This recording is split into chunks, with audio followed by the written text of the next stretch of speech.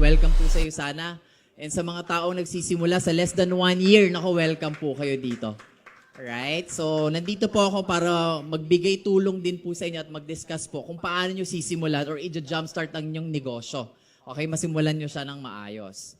Ngayon, naaalala ko, yung nagsisimula kami ng wife ko, which nandyan sa Cemental Farms, ayun, no? Bago siya lumabas. Di ba? So, yung wife ko, naaalala ko yung nagsisimula po kami, no, 12 years ago. Napakabata po namin noon. No, secret na lang yung edad kasi lalabas sabihin signs of aging. Right? So hindi, nag-start po kami. I think yung wife ko na nasa 23 years old, ako naman nasa 24. Diba? So madali na mag-math. So hindi namin alam kung ano yung yung sinimulan namin dito sa Yusana. Isa kami sa mga taong napresentan po ng Yusana na number 1, nagdilim yung paningin yung nakita yung pangkapital ng Yusana. Sino yung mga ganyan, yung mga kamukha ko, yung nagdilim yung yung paningin mo na parang, ganda naman kaso grabe may kapangkapital pala. No, hindi enough ang inyong resources. So, yung dapat wala kang karapatang magnegosyo pero nandito ka. Isa ako sa mga ganyan. No, so kung ganyan yung pakiramdam mo, huwag kang mag-alala. Diba? Ako nilakasan ko lang yung loob ko, nagtiwala lang ako sa sistema and alam ko may magandang maidudulot sa akin ng Yusana. Alright? So ngayon, as I start, siguro iniisip mo ngayon, nakita mo kanina yung training ni Mentor Cheps. Diba? Nakita mo kung paano ibenta yung Essentials, nakita mo kung gaano kaganda yung kumpanya at saka yung products natin. No? Yung mga basics. Ngayon, ang tanong ko, saan ka magsisimula? Diba? Bakit ba ako kailangan mag-training? Sige. I-discover. Live Iba pag live. Diba? So, makita natin. Diba? Minsan napapaisip ka na, bakit ba ako a-attend dito sa ganitong klaseng training? Or bakit ba ako kailangan pumunta dyan sa office? Or bakit ba ako kailangan manood ng mga trainings?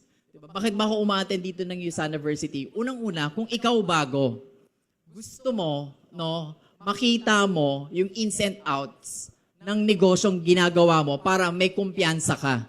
Madali mag-share ng isang bagay or madali magbenta ng isang bagay pag alam mo yung pasikot-sikot nung ginagawa mong negosyo. Tama ba? And kung ikaw naman, less than 1 year ka na sa Yusana at nagre-rebuild ka ng negosyo mo, importante, alam mo na kung ano yung pace mo.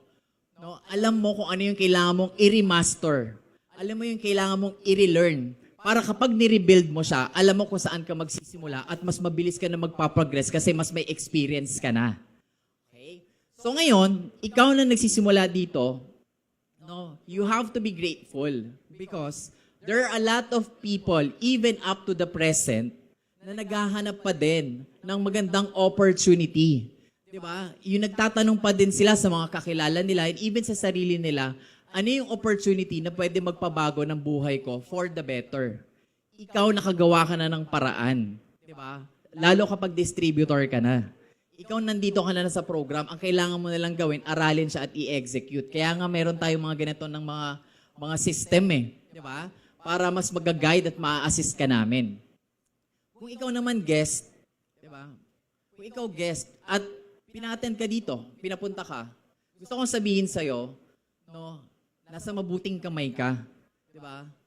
Whether bago yung nag-guest sa'yo, whether matagal na, gusto kong sabihin sa mga guest or sa mga talagang kakastart lang ngayong linggong to or ngayong araw na to, na merong plano, may programa yung Yusana, hindi to hula-hula para mabenta mo yung product mo.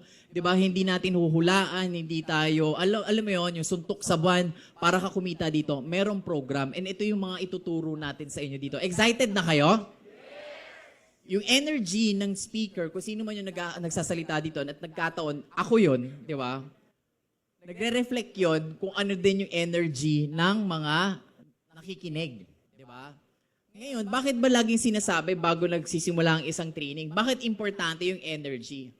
And naniniwala ako, pag positive yung energy mo and masiyahin ka, no? Okay lang naman maging introvert eh. Diba? Pero importante, alam mo kung switch yung button mo, 'di ba? Yung social battery mo na, uy, kailangan kong mag-exert ng effort para mas maging masaya at mas maging lively. No? Kasi naniniwala ako sa sales at saka sa negosyo, yung may pinakamalalaking benta at may pinakamalaking kinikita, ito yung mga taong masaya, ito yung mga taong grateful sa ginagawa nila. Alright? So now, as we start, okay, paano ba talaga simulan ang Usana? Saan ba ako mag-uumpisa? Importante, lagi ko sinasabi, kapag ikaw part ng organization ko, sinasabi ko, dapat meron tayong goal. No? Meron tayong goal. Kasi dyan magsisimula eh. Kunyari, may pangarap kang may mga pinapangarap kang bahay, may pinapangarap kang panibagong mga sasakyan, may pinapangarap kang travel, may pinapangarap kang savings. No? Dyan magsisimula yan. Kailangan meron ka munang inaambisyon, may ina-aspire ka. Para ngayon, yung purpose mo, meron kang clarity. Ngayon, kung gagawin mo ngayon ng Usana at nagkaroon ka ng goal, dapat aware ka ngayon sa realidad ngayon ng nangyayari sa paligid natin. And alam naman natin, ngayong 2024, diba, aware ba kayo na next week, July na? Grabe, ang bilis, no? Tapos na ang 6 months. Diba, kitang-kita ang mga reaksyon ng mga tao, ay nako, 6 months na. Diba, natapos na ang 6 months. Pero wag ka mag-alala, may pag-asa pa. Diba, sabihin mo nga sa katabi mo ngayon, may pag-asa pa. Diba, may pag-asa pa. Wag nating antayin si Jose Marichan bago tayo kumilos. Diba?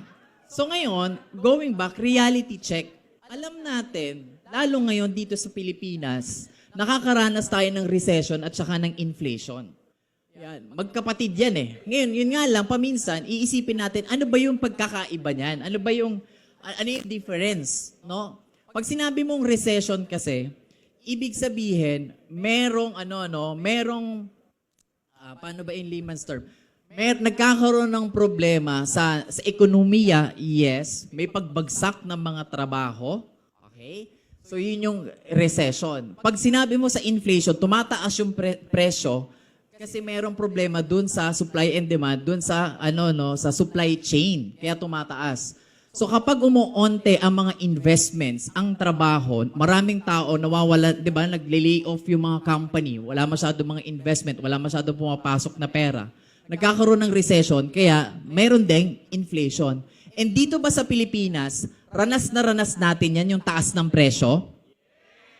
Diba? Nakita ko yung pagkayas ng mga tao, talaga gigil na gigil. Yes. Totoo, ranas na ranas natin yan.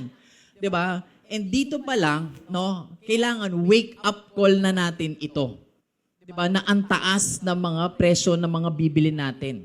Diba? Tapos, diba, ang hirap maghanap ng trabaho, ang hirap magkaroon ng mga opportunity para magkaroon tayo ng additional source of income. Pangatlo, ano pa yung mga realidad, lalong-lalo ng isang Pilipino? May financial mismanagement. Yung merong trabaho, sino dito yung dati naalala mo yung first work mo, excited ka, may trabaho ka na, yabang mo pa nun no? May sasahod ka na. Tapos after quite some time, 'di ba, lumipas ang 1, 2 taon, 3 taon. 'Di ba? Kung sino pa yung nagtatrabaho ng matagal, yung pa yung walang pera. 'Di ba? 'Di ba? Na-promote naman. 'Di ba? Parang yung sahod, medyo sapat naman sa pang-araw-araw na pagkakasya naman. Pero may utang pa din. 'Di ba? Hindi mo alam, nagulat ka. 2 taon na pala ako nagtatrabaho, 5 taon na pala ako nagtatrabaho. Teka lang, ano yung naipon ko? Konsumisyon. 'Di ba? Wrinkles. 'Di ba paminsan na magtataka tayo, ano ba yung mga napundar ko na? Alam mo kung paminsan, ano yung root cause niyan? Walang financial mismanagement or mayroong financial mismanagement and walang financial background. Hindi alam kung saan ilalaan ang pera. Yung may sahod, 'di ba? Yung may sahod ka, tapos ano ba yung uunahin ko? 'Di ba? Uunahin ko ba yung Starbucks, lalo na sa mga kaidara natin, Gen Z. 'Di ba, mga 25 years old, nag-feeling tayo, 25 years old and below. Starbucks, ano pa yung mga bago, ang dami ng bagong coffee shop. Diba, mga restaurants, ang hilig mag-travel. 'Di ba? Kaya nga nagugulat tayo, madami tayong mga life experiences, pero wala pang masyadong savings and investments. Kasi hindi alam. Hindi na ituturo to even sa school. 'Di ba? Hindi naman yan yung pinag-uusapan sa loob ng bahay, lalo na kapag iba ang family orientation. Kasi meron mga family, lahat sila medical practitioners, 'di ba? Meron mga family halos lahat OFW. Hindi naman lahat may background about, alam mo 'yon, financials. So ngayon, hindi naman alam yung ano yung asset at saka ano yung liability. Ano ba yung ibig sabihin ng asset? Ano ba yung kinaibahan niyan sa liability? Diba? Bakit ang sinasabi, ang kotse o bahay daw pwede maging liability yan? Eh yan pa naman ang inaambisyon ng mga tao. Diba? So ano yung difference? So pag sinabing asset, nag-aakyat ng additional income or ng income. No? Pag sinabing liabilities, ito yung nagtatanggal sa atin ng income, nagbabawas. Hindi naman kaagad yan tinuturo. Hindi naman tinuturo kung paano ba mag-save, ano ba yung uunahin. Uunahin ba ang investment bago ang savings, ang emergency fund? Diba? Hindi naman yan nadi-discuss. Okay? And kaya, ano nangyari? Dahil may financial mismanagement, merong utang. Diba? May mga loans. Diba? Lalo na yung mga kumuha ng mga sasakyan. Diba? May 60 months to pay. Grabe pa ang interest. Diba? Meron pa tayong mga housing loan. 10 years, 15 years. Diba? May utang ka sa Pag-ibig, 6 million kasi 6 million ang maximum lang sa Pag-ibig. Tama? Ang tagal, babayaran. O, bukod pa doon, may mga personal ka pang utang, hindi lang sa bangko, hindi lang sa Pag-ibig, hindi lang sa SSS. Di ba, meron ka pang pinagkakautangan na ibang tao kasi madami kang pinagdaan ng mga emergency sa bahay. Di ba, hindi matapos-tapos ang mga gastusin. And may mga distraction. Di ba, ano yung mga distraction? Sabi ko nga kanina, kung ikaw medyo bagets, focus ka syempre sa mga experiences katulad ng travel, ng mga gala, mga gaming. Diba? Lalo ngayon, panahon ng mga social media, busy tayo, nauubos yung oras natin, kapapanood ng vlog. Diba? Busy tayo, manood ng Netflix. Diba? Minsan yung iba, hindi lang Netflix, meron pang Amazon Prime, meron pa yung Disney Plus. Lahat na nag-subscribe. Ang daming distraction. And higit sa lahat, ito ngayon, majority, single source of income lang. Bihira lang yung merong 2-3 income opportunity. And bakit ganyan ba nang nangyayari ngayon? Kung mapapansin nyo, sa mga ibang bansa, katulad na ng mga first world country, kung sa kanila nga maganda na yung ekonomiya, yung mga tao doon nagdadalawa-3 trabaho para pangtustos sa mga pangangailangan at pangarap nila. Dapat tayo na progressing country pa lang or third world country, diba? Dapat mas lalo tayo magsumikap, dapat mas lalo tayong mas open-minded diyan na magdagdag ng income, 'di ba? Kaya buti na lang lahat tayo part na ng Yosana. Tama ba? May chance na tayo diyan. Ngayon, 'di ba? Ngayon. Ayan. Kanina pinag-uusapan natin yung inflation rate and ano yung forecast. Mahirap yung buhay ngayon sa Pilipinas, 'di ba? Ang mahal ng bigas, diba? Ang mahal ng mga bilihin.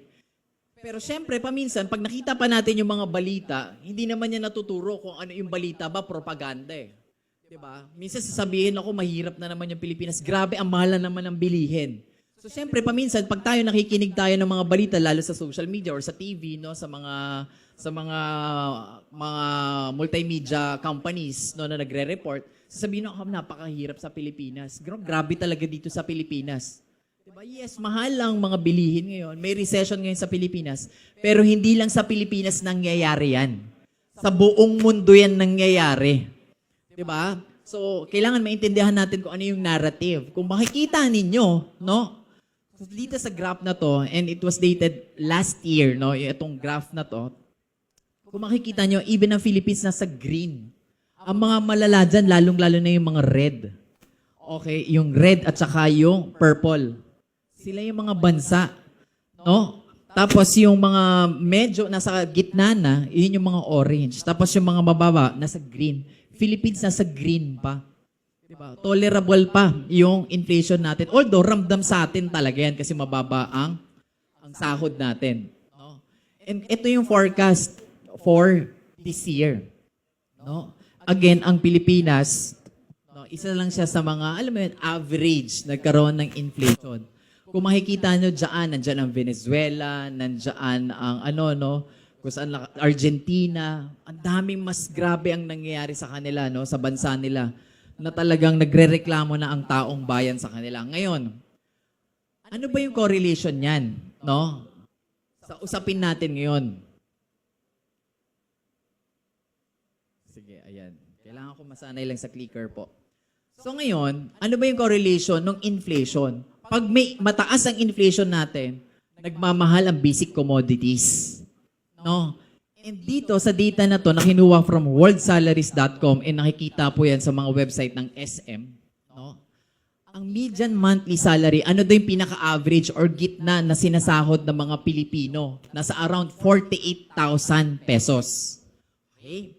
Naniniwala ba kayo na ang average sahod ng Pilipino 48? Hindi. Grabe. Okay. So, average sa sahod ng 48 ng Pilipino, 48,000. Yan lang yung pinakagitna.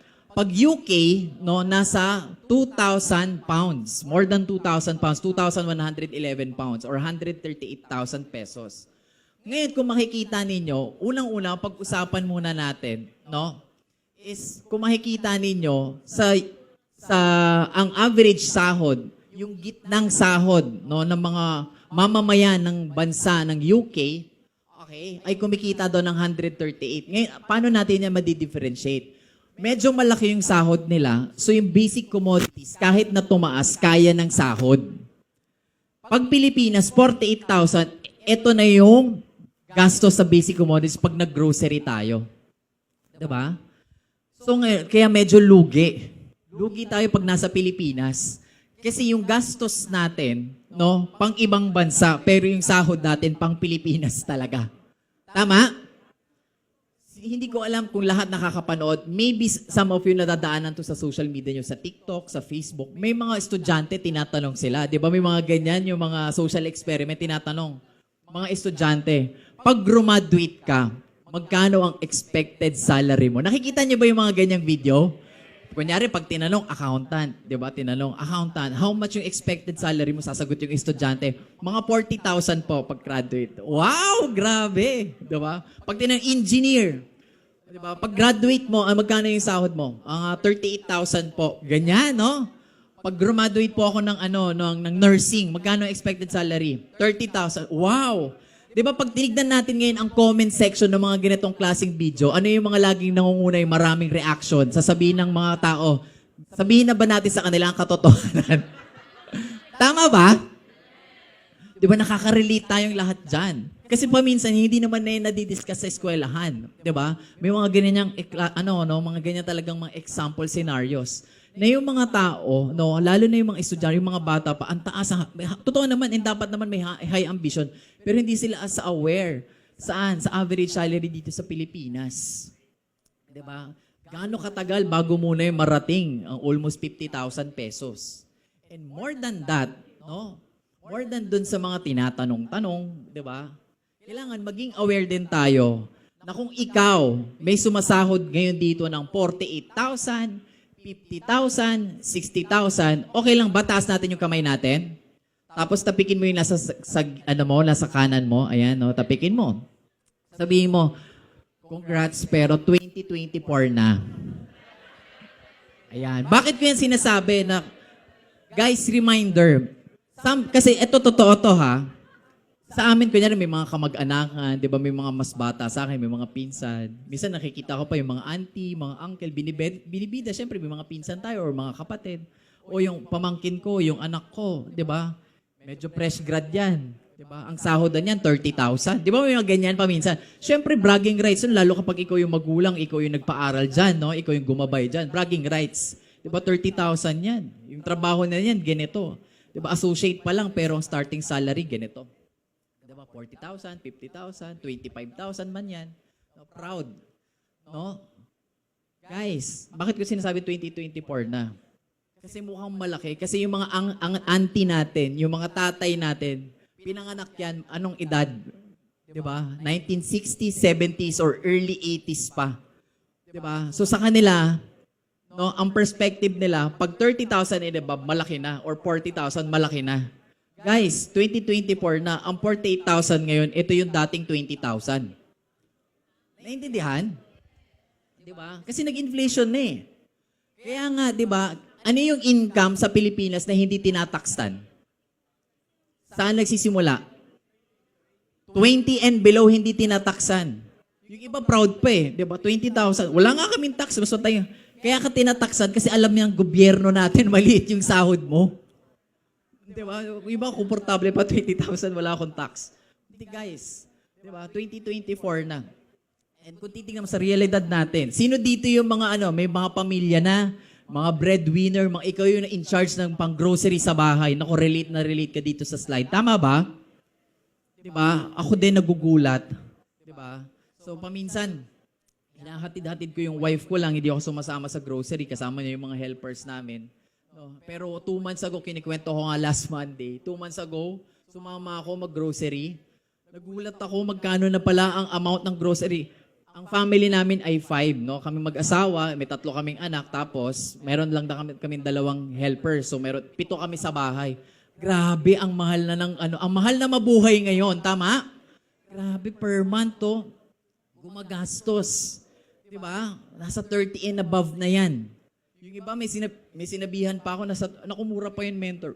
Kami nga umaabot kami 40, 50. 'Di ba kasi madami kami sa bahay. 'Di ba ang mahal na ng grocery ngayon? 'Di ba? Ngayon kung mahal ang grocery, paano ka pa ngayon basic commodities pala naubos na yung pera mo? Yung neto ng income mo naubos na. Paano pa yung ibang area ng buhay natin? Paano pa tayo mag-iipon? 'Di ba? Paano pa yung ibang dapat natin paggastusan? 'Di ba? Yung kailangan nating laanan ng ng pera kasi yun yung natin, no, yung focus ng attention natin. Lalong-lalo na kung nyari gusto mo gusto mo mag-ipon para sa retirement mo. Paano na? Gusto mo magkaroon ng family travel, lalaanan mo yan. Paano ka makakapag-ipon? Ubus na kaagad. Yung income natin, ubus na kaagad sa basic commodities pa lang. 'Di ba? And kung meron ka pang anak, 'di ba? Meron ka pang anak at nagpapaaral ka. Sino dito yung mga magulang na nagpapaaral pa? Taas ang kamay. May mga pinapaaral. Madami-dami tayo. Sino naman dito yung pangarap mo may paaralin ka someday? 'Di ba? Sana we pray for you, 'di ba? We pray for you. 'Di ba? Ngayon kathang isip pa lang 'yan, 'di ba? Narinig ko yung iba, jowa muna, hanapin ko muna ang jowa mentor. Sige, dadating 'yan. 'Di ba? Dadating 'yan. Pero ito lang. 'Di ba? Guys, linggo-linggo pinapakita 'to, and siguro lang i-relate ko kayo sa personal dahil ako din nagpapaaral pa. Ang eldest son namin ay 10 years old. 'Di ba? Ngayon, yung pangalawa namin ay nursery. No, medyo may yung gap nila. So mahaba-haba pa. Tapos baby pa lang yung namin, yung bunso. Kung titignan mo, ako in a personal level na nagpapaaral, bakit ko gugustuhin ba magpaaral sa mga magagandang school or at least private school? Tama, di ba? Siguro yun yung pag-usapan natin more than dun sa gastos. No, wala namang problema kasi even yung wife ko, si Mentor Florence, graduate yan ng State University. Diba? Kung mga nag-aral dito ng mga pamantasan ng kung anong syudad, di ba? So si Florence, graduate siya ng pamantasan ng lungsod ng Maynila. E naniniwala ako pag State University, grabe number 1, no? Matatalino yan. Tama? Yung mga nag-graduate ng PUP, yung ibang companies yan ng mga hinahanapan ng di ba? Diyan graduates, yung mga graduates na yung hinahanap nilang mag-work sa kanila. Di ba? Libre, di ba? Libre pero matatalino yung mga estudyante, mapaparaan, madidiskarte. Ngayon, ano yung Ano naman yung difference pag gusto mo mag-private? 'Di ba? More than kasi, more than kasi doon sa pag-aaral, guys, no? Kapag meron kang kapatid, meron kang pamangkin na pinaparal, lalo na anak. Ako, yun yung anak ko diyan nakikinig, no? Nandiyan na sa may likodan. Okay. Lagi kong pinapaliwanag diyan, more than doon sa academic excellence na pwede mo makuha yung mga awards, no? Gusto natin nag-aaral tayo kasi magkaroon tayo ng maayos na intelligence, maging smart tayo, hindi tayo maluloko kaagad, 'di ba? Alam natin kung ano yung tama, 'di ba? At mali, magkaroon tayo ng magandang values, ma-handle natin yung mga pressures na napoprovide ng school para pag graduate tayo diyan, 'di ba? Alam natin kung paano ha-handle yung mga pwedeng ibigay na problema ng buhay. Yan yung mga importance ng education. At kaya meron tayo din mga sa social media, usong-uso ngayon, 'di ba? Pinag-uusapan sa mga Gen Z at saka sa millennial. Diskarte ba o diploma? Diba? Pwede namang parehas, ba't ka mo kailangan mamili? Diba? So sa akin bilang magulang, ako nagnenegosyo ko, hindi ko ipopromote na puro diskarte lang. 'Di ba? Importante yung diploma din kasi iba yung may dunong ka. Tama? So ngayon, kung makikita mo, kapag tayo nag-aaral or meron ka nga mga kakilala na nag-aaral, more than do sa academics nga, no? Meron pang ibang napoprovide ng school eh. Pero higit sa lahat, pag nasa private school ka, ang nagigain mo dyan, network, environment. Kaya bilang isang magulang, bilang isang breadwinner, gusto natin yung mga mahal natin sa buhay, kung anak man yan or pamangkin, gusto natin nag-aaral sila sa mga magagandang eskwelahan. Okay? Kasi pag nasa magandang eskwelahan yan, kung titignan mo yung mga, syempre, ilan yung mga graduate sa mga magagandang school na talagang natupad yung mga pangarap versus sa mga hindi masyadong magandang mga school. Naiintindihan po ba yung punto? At yung environment na kinakalakihan nila. No? Inaalala ko nga yung ako, no, sa school, may mga kabatch ako dito ng elementary, high school hanggang college, no, na part ng team namin, na sponsors ko din or downline. Naalala ko yung nag-aaral ako, elementary, nasa mga 15,000 lang yan per school year. Eh. Tama ba? Tapos yung nag-high school na mga nasa 25 to 30,000. Diba? Private na yun. Diba? Private, pero hindi naman sobrang malupit na private, pero at least sa private, yung hindi nagsisiksikan or hindi problema yung mga classroom. Ngayon, ang natutunan ko doon, habang nag-aaral ako, buti na lang, na napunta ako sa private kasi at least merong convenience, may pribilehiyo yung mga ganyan. Tapos nakikita ko yung mga kaklase mo, maayos din. Kumbaga, alam mo, may initial na mga pangarap talaga yan. Kung maaalala nyo nung college, pag nag-join tayo ng mga organizations, diba, makikita natin, pag yung kaklase mo may kaya, iba talaga yung wiring ng utak. Diba? Iba yan. Kahit natatamad-tamad, absent yan. Diba? Palakating yan. Pero pag tinanong mo yan, anong ambisyon mo sa buhay? Sasabihin niya talaga, gusto ko talaga mag-manage ng negosyo. May mamanahin akong negosyo. Diba? Minsan meron pa yung mga sasakyan, ang tamad-tamad pero nakasasakyan. Diba? Lagi nagkakating. Ang dami mga natatawa kasi ang naiisip nila yung mga classmate nila. Diba? Na paano nangyari yun? Kung fast forward ngayon ang buhay ninyo, naaalala niyo pa ba yung mga tamad na kaklase? Diba? Pero may kaya sa buhay, yung mga middle class and above. Tapos ngayon, ang tatamad nila yung nag-aaral pero ngayon sobrang yayaman. Diba? Huwag kang mag-alala, ikaw na yon. Diba? Nasa iyo sana ka na. Diba? Huwag mo na silang isipin. And kinikwento ko to ngayon kasi para lahat tayo maging aware at i-goal natin pag tayo nagpaaral, nasa magagandang eskwelahan. Diba? Para magkaroon sila ng advantage. Kaya nga tayo nagpapaaral para yung mahal natin, yung anak natin, pamangkin natin, one step forward na sila towards success. Diba? Meron na sila kahit papaanong security. Alam mo, competitive na yan kahit ano pang hamon ng buhay ang pagdaanan. Advantages na yan sa kanila. And kung titignan mo, kung papangarapin ngayon natin sa mga sikat na university, diba? Sabi nila, pag gusto mong mag-engineering, dapat nasa Mapua ka. Tama ba? Pinoromote ko kasi marami ako mga Viva Mapua, diba? Mga Mapuans natin, diba? Mapua ka. Kasi sabi nila, there are only 2 engineering school in the Philippines. Number 1, Mapua, 2 others. Diba? Sabi ko, grabe yon. Sumagot ang UP. Diba? Sumagot, sa kanila din diba? Sumagot ang UP. 2 lang ang school sa Pilipinas. 1 is UP, 2 others. Sila daw ang pinakamagaling. Sabi ko, wow. Diba? Pero kung titignan ninyo, para makapagpaaral tayo sa mga magagandang eskwelahan, tignan mo naman kung ikaw wala kang anak ngayon.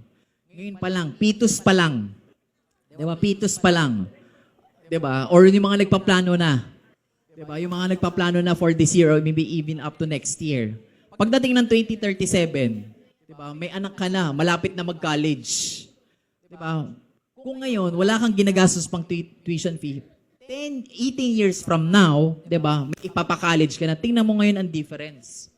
'Di ba? Imaginein mo kung ngayon 2019 hindi pa updated, 2024 na ngayon. 'Di ba? Pero kung nasa 100,000, ibig sabihin 50,000 per sem. Pagdating ng 2037, 'di ba? 768,000 na per school year. Grabe. Kung nag-aaral ka pa sa Lasal, tri-sem sila. So, 3 yung SEM sa isang school year. Hahati-hatiin mo yung 1.7, diba, per school year. Kung nasa Mapua ka pa, 4 sila. Diba, hahati-hatiin mo, grabe. Ang laki ng gagastusin para makapagpaaral ka dito. Diba? Ang increase lagi ng mga school between 8 to 12% Sa akin nga, no, yung eldest namin, mag-grade 5, nag-email ang school, no, almost 2 months ago. Grade 5. Diba? Grade 5. Last year, grade 4 siya. Ang tuition fee niya, mga 185,000. Diba? Ngayon, mag-grade 5 siya. Niliteral na. Sinagad na. Ginawang 200. Sige, pambihira.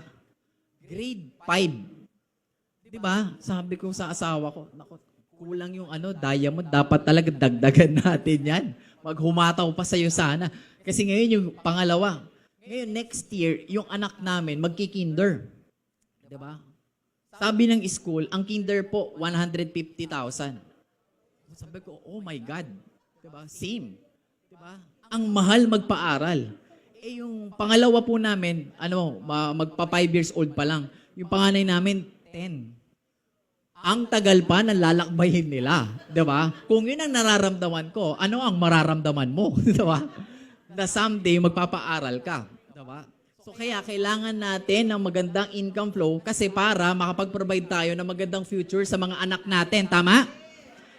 Lalong-lalo na kung maiintindihan mo kung ano yung financial state ng mga majority ng mga Pilipino, ang average and minimum salary sa atin ngayon nasa 15,000. Tama? Magkano ang niyan per hour? Ang minimum wage. Magkano ang per hour niya ng minimum wage ngayon? 200 pesos mahigit? 300? Imagine mo 300 pesos. Diba? Per hour. 15,000. Kung ikaw yan, diba? Paano? Paano tayo makakabuhay ng pamilya? Diba? Paano na yung pangarap na gusto kong tuparin? Paano na yung mga gusto kong travel na mapuntahan? Diba? Paano ka makakaipon? Diba? Yung naipon mo, no, umattend ka lang ng concert na ubus na. Diba? Yung naipon mo, may mag-text lang sa'yo. Diba? May mag-text lang sa'yo na kapamilya mo, si mama mo, may emergency sa pamilya na kailangan nating ipa-ER, may na-hospital. Diba? Ang tagal. Diba? Ang tagal mag-ipon, pero sa isang iglap, naubos ang kaagad, no? Naubos kaagad lahat ng pinaghirapan natin. And more than dun sa income, may inequality dito ngayon sa Pilipinas. Ang layo ng diferensya ng mga mga mayaman sa mga mahihirap. Ang layo ng gap. 'Di ba? Nakakalungkot talaga yan isipin. Lumalaki talaga yung gap. No, yung gap ng mahirap sa mayaman. No, siguro nga kahit hindi sa mayaman, kahit na dun sa sa above middle class, ang layo na ng gap. Kasi ang starting ng ng minimum wage nasa 15,000 pesos. Tapos titignan natin ang poverty rate natin. Nako, no? Current poverty rate natin 23.5. Ang projection ba by 2025 tataas pa. 'Di ba? Next year mas tataas pa, mas marami ang maghihirap, mas marami ang magfo-4Ps. 'Di ba? Totoo 'yan. Diba? Kasi yung mga binibigyan ng 4Ps, ibig sabihin nasa poverty rate. Yung iba proud pa. Diba? Wala akong trabaho pero may 4Ps. Hindi kaya tayo binibigyan ng 4Ps or binibigyan ka ng 4Ps kasi naaawa ang ang estado natin sa pamilya ninyo. So kung titignan mo, ang taas, tumaas pa yung poverty rate and mas lalo tataas ang mga personal nating utang. So imagine ninyo, no? Kung ikaw yung nagtatrabaho, baon ka na nga sa utang, ang mahal pa ng bilihin, ang hirap umangat sa estado ng buhay at makarating sa pagyaman, no? Paano na? Ano na yung mga paraan natin? No? Kaya nga, importanteng maintindihan mo yung tinuturo, no, dito sa USANA, which in-exert pa namin, no, kay Robert Kiyosaki sa Rich Dad and Poor Dad, yung cash flow quadrant. No, importante kapag ikaw nagwo-work ka or self-employed ka ngayon, ano ba yung employment at saka self-employed? Employed, syempre, nasa isang kumpanya ka, no? Nagtatrabaho ka diyan, may kontrata ka, meron kayong pinag-usapan na sahod, no? No work, no pay. Yan ang employment. Ano yung self-employed? Pwede kang nag-put up ka ng sarili mong nag-put up ka ng sarili mong firm, ng sarili mong negosyo. Empleyado ka ng sarili mong negosyo. So, ngayon, ano yung difference na nandito sa green, yung business and investment? Etong nasa kanan, ito ay active income. Yung nasa kaliwa, ito naman yung leverage and passive income. So ngayon, kung gusto nating mas umasenso, ikaw may ambisyon ka ngayon, no? na magkaroon ka ng mga dalawang real estate property, dalawa yung sasakyan mo, every year nagfa-family travel kayo, no? May emergency fund ka, yung buong pamilya mo ngayon, insured ka, no? Kailangan maintindihan natin yung mga ganitong klaseng estado, no? Majority ng mga nakaka-achieve niyan, negosyanteng pamumuhay yan, hindi yan corporate job na no lifestyle. No, kasi usually kapag wala namang problema mag-work, yun nga lang ang sitwasyon niyan at current na nangyayari diyan, paycheck to paycheck. Kung ano yung ini-income, nagagastos din sa mga basic na mga pangangailangan at mga responsibilidad. So kung gusto natin na mapunta tayo sa wealth side, kailangan natin magnegosyo. Ngayon ang tanong, 'di ba? Sa daming business opportunity na pwede mong pasukin. Diba, mag-iisip ka ngayon, ano yung business? Ngayon na nag-join ka ngayon sana, kaya ka nga nag-join eh. Kasi nagustuhan mo yung products, nakita mo yung compensation plan, potential yan, pwede kang kumita ng pera, makatulong sa pang-araw-araw sa'yo, kaya ka ngayon naandito. Ano ba yung advantage ng negosyo ko? Diba? Kung ikukumpara natin yan sa startup business, or magsisimula pa lang magnegosyo, diba? Or maybe ngayon, even part ka na ng yung sana, iniisip mo pa din, magdadagdag pa ako ng magdadagdag pa ako ng ibang investment or negosyo para talaga mas kumita ako. Pero kailangan, meron ka munang focus at excellence sa ginagawa mo. Diba? Lalong-lalo ngayon nandito ka sa sana. Kasi kung ikukumpara mo, diba? Guys, comparing to the startup or traditional business versus Usana, ang required capital pa lang malaki na yung kinaibahan. Tama ba? Ako yung napresentan ako, wala akong pang-kapital. Sabi ko nga doon sa nagpe-present, kahit itaktak ako, walang mahuhulog na piso. Diba? Kahit iyug-yug mo, wala talaga. Hindi nga ako, pag sinunog mo ako, hindi ako mangangamoy piso. Wala akong pera. Fresh graduate, may problema yung pamilya namin sa pera din. Diba? So, ibig sabihin, problem. Yun nga lang, pag tinanong mo ako, ikaw ba, ano ba yung mga ambisyon mo sa buhay? So, ang dami kong sinagot. Talaga. Gusto ko, may pangarap ako. Sana someday magkaroon ako ng resort, di ba? Sana makatravel ako. Kasi at that time, di pa ako nakakaranas sumakay ng ng eroplano papunta sa ibang bansa. Gusto ko yan. Pangarap ko rin magkaroon ng passport. Ganyan. So, yun yung mga pangarap ko. Ang tanong ko sa sarili ko din noon, paano ko ngayon matutupad? Which is yung sinabi din sa akin. Yung nasa presentation ako, ang tanong, paano mo yung matutupad? Sabaga, hindi ko nga din po alam eh. Sabi niya, ang Usana kaya mong gawa ng paraan kasi nasa 20 to 50,000 lang yan. Diba? Pag gusto mong matupad yan at gamit ang ibang business platform, kailangan mo mga metal, 100,000 hanggang milyon. Diba? Wala ako neto, wala akong 100,000 hanggang milyon. Hindi ko afford yan, hindi ko kaya magawa ng paraan yan. Pero alam ko, ang Usana, 20 to 50,000, kayang-kaya magawa ng paraan para pag ito, na-workout ko at nagawa ko ng paraan, pwede na ako malumipat dito at magkaroon ng additional dito. Diba? Yun yung sabi ko tama. So capital pa lang ang laki ng difference. Dito pa lang panalo na tayo. Yung volume required, ang taas, 1,000 units. Dito, 2,000 to 5,000 lang per group, sales volume per week. Sobrang ka na, asensado ka na. Tapos sa recurring expenses, dito ang dami mong kailangan gawin. 'Di ba? May marketing ka, may marketing utilities mo, may rent ka, may wages, may logistic. Lahat 'yan iisipin mo pag ikaw yung may-ari ng negosyo. Hindi pwede yung lang ako dito, pepetik-petiks, 'di ba? Tapos may sarili kang negosyo, naku, magsasara 'yan. Hindi mo masusurvive yung first 5 years. 'Di ba? Mas masipag ka talaga. Ngayon, pag dito ka sa Usana, may product purchase lang. Ano yung worst na pwede mangyari sa'yo? Pag bumili ka ng package ng Usana, may set of products ka, iinumin mo, healthy ka pa. Wala kang talo, wala kang risk. Diba? Kasi hawak mo na yung products eh. Tapos ngayon, yung risk ang taas kasi ang laki ng kinapital mo eh. Tapos ang dami mong kailangan aralin, ang dami mong kailangan gawin. Pag sa Usana, ang baba ng risk mo. Diba? Yung risk dito, wala. Diba? Kasi hawak mo na yung products, kailangan na lang yung sipag mo. A-attend ka na lang. Diba? Dapat every Saturday nandito ka. Yun na lang ang kailangan gawin. Diba? Yung scalability, ito, kung gusto mo mag-expand, halimbawa, may kakilala ka ngayon, may kakilala ka ngayon sa Singapore, may kakilala ka ngayon sa ibang bansa, sa US, sa Europe, gusto mo mag-expand doon? O kunyari, wag na nga lang sa ibang bansa, gusto mo mag-expand sa Visayas, sa Mindanao, kailangan mo na ng panibagong branch. Kailangan mo na naman panibagong pangkapital. Di ba, kailangan mo na naman permits na napagkamahal-mahal, grabe asikasuhin. Sa iyo sana wala na. Laway na lang yung ipupuhunan mo. Di ba? Yung effort na lang na mag-approach ng tao. So ngayon, no, mas sulit mag-Usana business.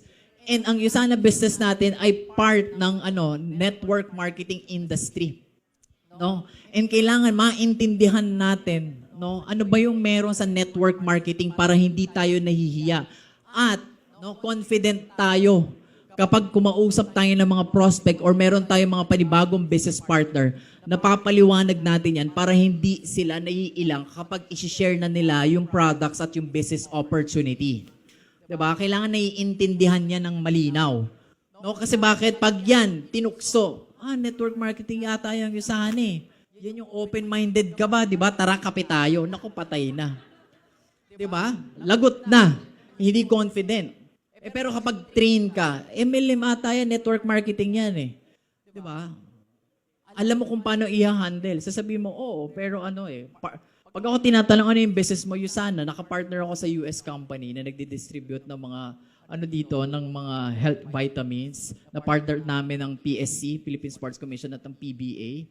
Di ba kami yung nagdi-distribute yan? Ganyan ko sinishare. So ngayon tapos sa tanongin, anong company? Usana. Tapos sasabihin, Usana.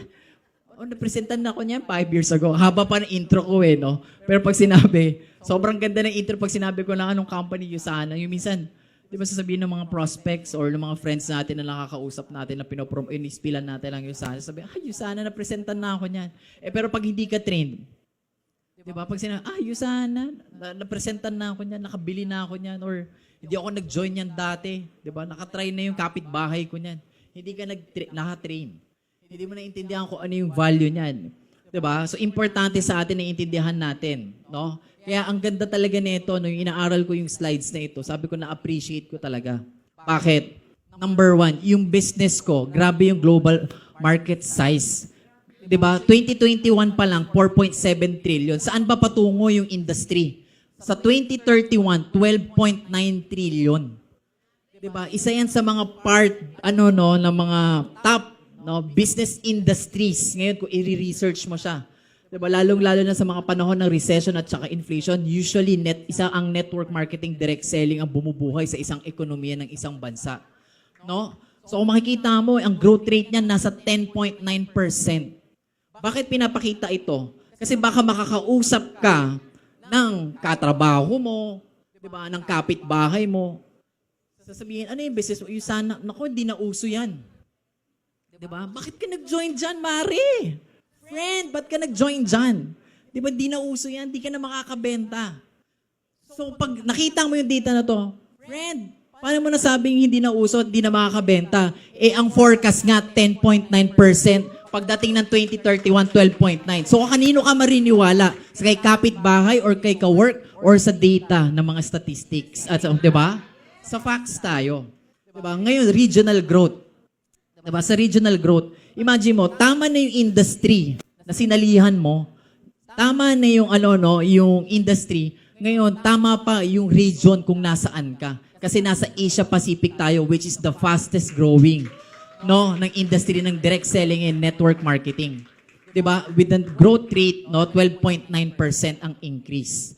Tapos sa product category, health and wellness, diba? Sa health and wellness, ang dietary supplements, 32%.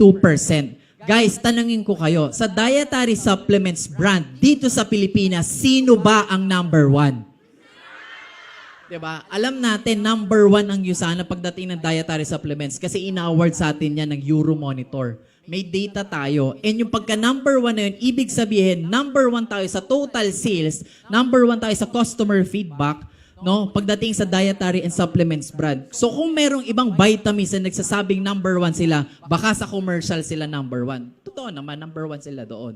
Pero number 1 tayo in total sales, number 1 tayo sa effectivity, number 1 tayo sa trusted and proven ng mga consumers natin. Okay, dyan tayo sa category nag-excel na yan. And more than do sa dietary supplements, imagine mo personal care 20%, ang functional foods and beverages 18%, ang weight management, 14%. Lahat ba tong ng category ng health and wellness, sakop din ng Usana? So tama na ang industry, tama kung nasang lugar tayo, tama din ang product category natin. So mas mataas ngayon ang success rate natin. 'Di ba? Kailangan maintindihan natin 'yan. Ngayon, magpas tayo. So why the supplement industry is positioned for growth? Alam niyo yan, nagre-research ako even when I close the deal. May mga study to. Kung ikaw tagal dito sa Pilipinas, nag-release, kung accountant ka, even ang PwC, nag-release sila, may ganito din silang research. No, and tinitignan ko, bakit ba na talagang nagbo-boom ang health and wellness? Number one, aging population. Mas marami na ngayon ng tao na mas humahaba ang buhay. Diba? So hindi pala totoo yung nung araw mas mahaba ang buhay. Hindi. Mas ngayon kasi magrami na yung yung advancement ng mga medisina, ng mga technology ngayon para ma-inform ang mga sambayan para alagaan ang kalusugan nila. Kaya mas nagiging healthy. Meron na rin kasi mga mga supplements kaya mas humahaba ang buhay. So ibig sabihin kung mas marami ang tumatanda ngayon, mas marami na ngayon mas open mag-vitamins. At mas marami ngayon ang increasing health conscious. Nung pandemic ba lahat tayo naging health conscious? Nalaman natin nung yung mga panahon ng mga nagla-lockdown, alam natin yung value ng health. 'Di ba? Alam natin na importante, importante, okay lang medyo magkaroon ng konting problema sa pinansyal, basta wag kang uubo. 'Di ba? Pag umubo ka mo, ospital ka. At pag na-ospital ka, ang mahal. 'Di ba? Magkano yung mga nababalita natin sa mga kaibigan, kamag-anakan natin yung panahon ng pandemic na ospital, grabe, gumastos ng kalahating milyon hanggang 1 milyon. 'Di ba? Dahil na-ospital. At hindi lang yan sa usaping COVID, lalo ngayon pag Pilipinas. Kasi wala pa tayo sa Universal Health Law na, alam mo yun, pag na-ospital ka, libre. Hindi naman tayo ganon. 'Di ba? At hindi rin lahat ng Pilipino merong insurance na may magbabayad pag na-ospital ka. Kung may critical care problem ka. Diba, pag na-hospital ka ngayon, kaya nga dito sa Pilipinas, lagi nang sinasabi ng ating mga magulang, di ba, ng mga tiyahin, naku, wag ka magkakasakit. Di ba? Minsan yung mga anak natin, mga pamangkin natin, naalala nyo ba, even kayo, yung mga bata kayo, or hanggang ngayon, sinasabihan kayo ngayon, kung kailan ka nagkatrangkaso, lalo nagalit yung mga magulang. Di ba? Ayan kasi, di ba, nagpaulan ka nagalit. Di ba? Ayan kasi hindi ka kumakain ng tama. Ayan, puyat ka ng puyat, kaka-cellphone mo yan. Di ba? Sinasabi. Kasi bakit? Ayaw nila magkakasakit ka kasi kasunod ng sakit, gastos. 'Di ba? Gastos. 'Di ba? So kung ngayon, para maiwasan ng gastos, ano ba mas magastos? 'Di ba? Yung bibili ka ng vitamins o yung mau-hospital ka? Mas mahal ma-hospital. 'Di ba? Ano ba naman yung bumili ka ng vitamins para maiwasan mo magkasakit kaysa yung nandun na, mas malala na. Yun nga lang, kaya yun yung mission natin. Minsan kasi ang Pilipino, 'di ba? Magba-vitamins yan kung malala na yung sakit. Kung kailan may nararamdaman na yung paika-ika na yan, dun lang yan magiging talagang health conscious or may health awareness na. So goal natin yan, isa yan sa mga mission natin. And ang maganda sa iyo sana meron siyang innovation and personalization. Diba yung mga products natin, Sabi nga, lalo na sa mga optimizers natin, if you have a specific health need, gusto mo mag-detox, may problema ka sa ganito, idadagdag mo to, personalize ang ating pagkakagawa ng mga products. Pangalawa, meron tayong rise in disposal income. Sabi ng data natin. Ibig sabihin, yung mga sinasahod natin, yung mga income na pumapasok natin, yung mga tao ngayon, nag-iisip na, saan ko ilalaan ng pera ko? So, ibig sabihin, yung mga tao ngayon, hindi na lang kaagad iniisip nila, yung extra kong pera ilalaan ko pang laro ko o pang travel. Or diretso na pang gym. Hindi na sila ganun mag-isip. Iniisip na din nila, ano ba yung isa sa mga magandang vitamins ngayon? Diba? Para maiwasan ko magkasakit. Ganyan na mag-isip ang ngayon, ang mga consumers natin ngayon at mga tao ngayon. And ngayon, kailangan maintindihan mo na ang flow or ang network marketing ay isang sales strategy and a system of you using and moving the products from the manufacturing plant through an organization of users, retailers, and network builders. So, ibig sabihin, ang network marketing pala, sales strategy and system. Hindi pala network marketing is a scam. Kailangan maintindihan natin yon. Method siya. Method siya, hindi siya, pag sinabing, MLM, scam yan. So kapag may nabasa kayo niya sa social media, may nagsabi sa inyo, misinformed sila. Diba? Misinformed. Kasi sistema siya, paano mag-move yung products. Kaya kung natin siya, i-compare natin siya.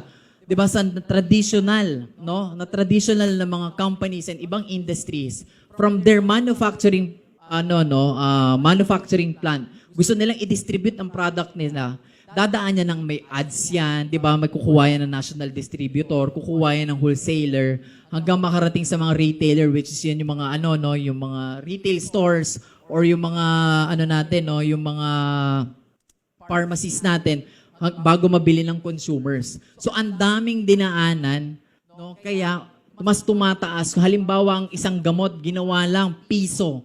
Pero pag binili na ng consumer, 10 pesos. Kasi ang daming middleman. No? Lahat yan, business yan eh. Diba? O, biruin mo sa advertising pa lang, sino yung influencer or artista yung kukuhain yan. Lalo sa panahon ngayon, marami na nga kinukuha influencers. Minsan yung influencers, hindi mo na din maintindihan kung ano yung... Kasi wala naman silang loyalty sa brand. Ang loyalty nila kung sino yung may pinakamalaking magbabayad sa kanila. Diba? So ngayon, comparing naman yan sa direct selling, diba? For manufacturing, may distributor bago yung consumers. Ang maganda sa USANA natin, which is a network marketing industry, from the manufacturing, may system kang binibili. Umiikot siya dun sa organization, ikaw na yun. Ikaw na yung consumer, pwede ka din maging reseller, pwede ka din maging business distributor na pwede kang kumita ng mga additional income. Diba? So, ang ganda ng sistema. Ngayon, ito yung tanong, is network marketing a pyramid scheme? Diba, sabi ko nga kanina, sa mga pinakita natin, hindi naman ibig sabihin ng network marketing is scam na kaagad. Diba, nagkataon lang, katulad ng mga ibang organizational chart, no, wala tayong magagawa na ang structure talaga, pyramid. Diba? Because sign niya ng stable na organization. Diba? Katulad ng mapapanood natin na sa video na to. Ayan. Roll VTR. Panoorin po natin to dahil masaya to.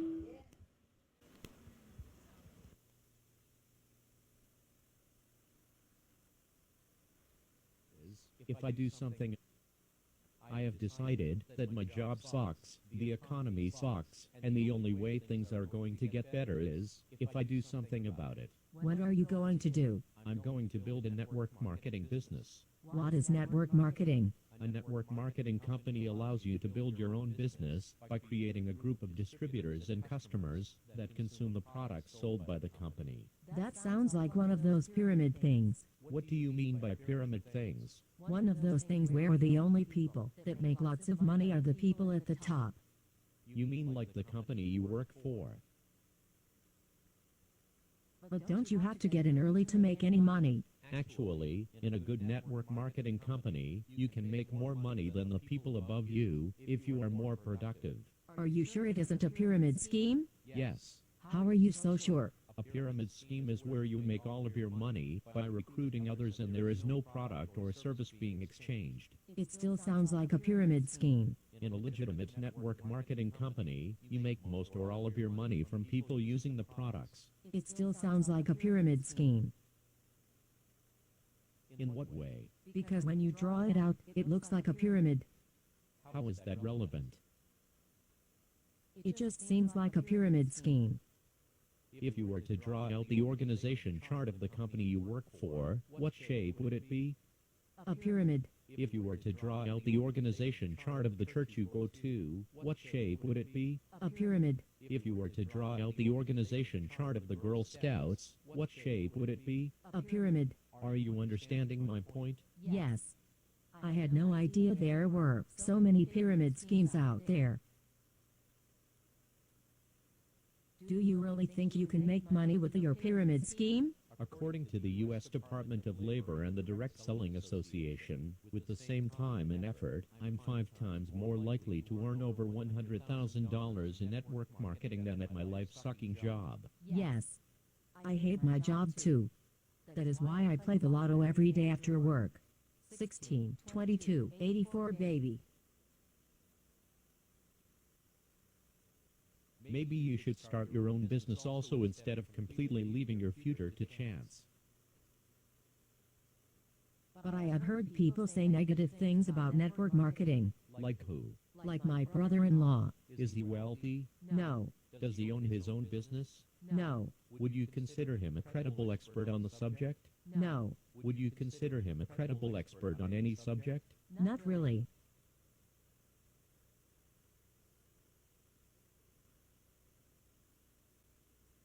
But why do some people say network marketing doesn't work? For the same reason that some people think our government's social security program is sustainable. Total ignorance. Are there any credible experts that support network marketing?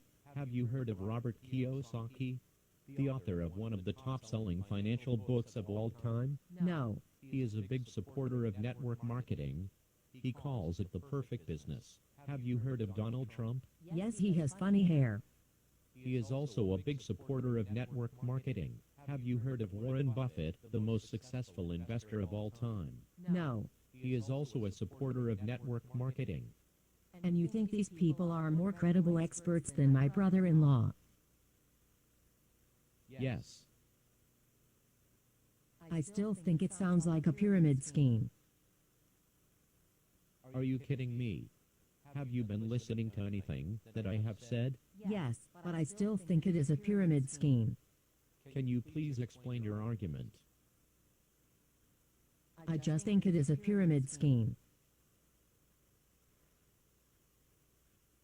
I think I'm going to leave now. Wait, aren't you going to try to recruit me? No. Why not?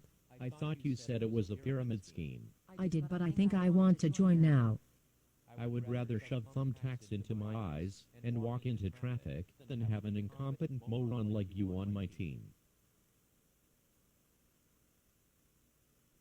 Oh. Okay. Talk to you later then. Not likely. Grabe yun, no? So talaga paminsan may mga makukulit tayo nakakausap eh. No, hindi naman nila ma-justify, di ba? Sasabihin lang nila, scam yan eh. Bakit scam? Tingin ko lang scam yan. Opinion lang, emosyon lang yung dumagana, walang facts. Di ba? So mag-iingat tayo sa mga negative na tao kasi parang zombie yan. Pag nakagat ka, baka mahawa ka. Di ba? Mag-iingat tayo. Di ba? Pag legitimate network marketing company, no, hindi yan nakabase sa recruitment. Nakabase yan doon sa mga product sales mo. I-income at i-income ka pa din. Hindi nagmamatter. Sasabihin mo, kadyo-join ko lang po ngayon. May pag-asa pa ba ako marating yung mga level ng mga ganyan, yung kumita ng mga malalaking commission dyan? Oo, pwede. Kasi hindi nagmamatter kung ikaw bago ka lang ngayon. Ang dami nga ngayon ng mga rookie of the year, nahahabol na yung mga results. 'Di ba kung sino na yung mga matatagal dito sa iyo, sana yung mga batikan na kaya pa din talagang habulin. Kasi sa matinong kumpanya katulad ng Yusana, nakabase siya sa effort. Hindi siya sa base kung sino yung nauna. 'Di ba? Kaya nga, no, ang ganda kapag ginawa natin and makikita mo, bakit may mga kagaya namin, naririnig mo dito, no, 5 years ng part ng Yusana, 10 years ng part ng Yusana, kagaya ko, 12 years ng part ng Yusana. Iba pa yung mga nag-15 years, yung mga founders natin, yung mga pioneers natin dito. At hanggang ngayon, ginagawa nila yung Yusana. Simple lang. No? Kasi kapag na-workout mo yung Yusana, magbibigay ito sa'yo ng exponential income.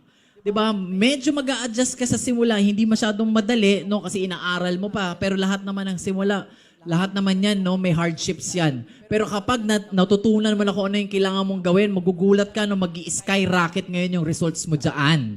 No?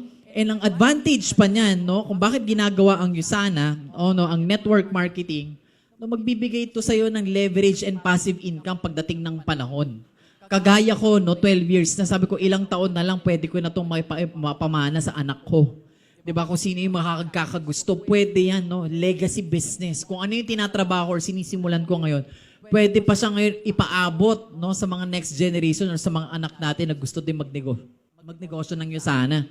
And kung titignan mo, no, ano yung difference pag active or passive or linear income? Diba? Pag linear income, ito yung nag-work ka. No, pwedeng tumaas yan because of promotion, na-poach ka ng ibang company, nag-OFW ka, tataas yung sahod.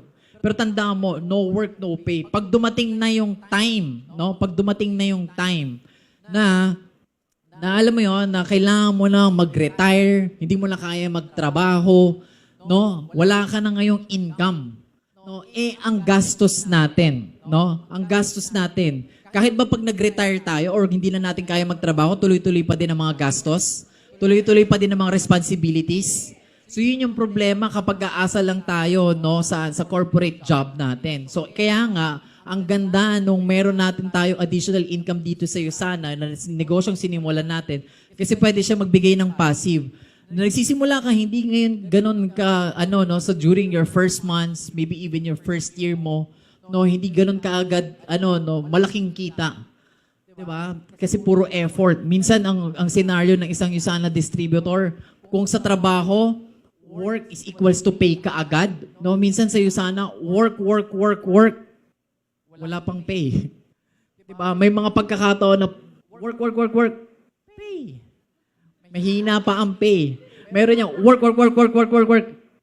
Pay. Diba? Kailan dumadating yan? Mga 1 taon, diba? 2 taon, 3 taon ng work, biglang pay. Ganon na. Diba? Ganon na yung balik. No? Bakit may mga nagugulat? Kasi nantok na, no? Diba? Babayaran ka na. Hindi naman yung walang ginagawa. Guys, walang ganun. Diba? Yung wala na akong gagawin, kikita ako. Diba? Mali ka lang pinasok, hindi USANA or hindi lehitimong negosyo yung hinahanap mo.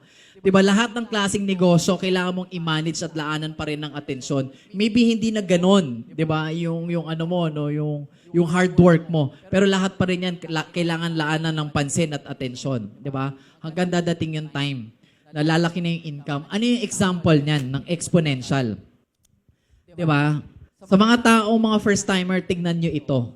So alam ko, yung mga madami tayong mga pangalawa, pangatlong beses na importante ma-absorb natin to yung exponential. At kapitan talaga natin tong kapitan talaga natin tong na data natin to or yung message natin dito. Why?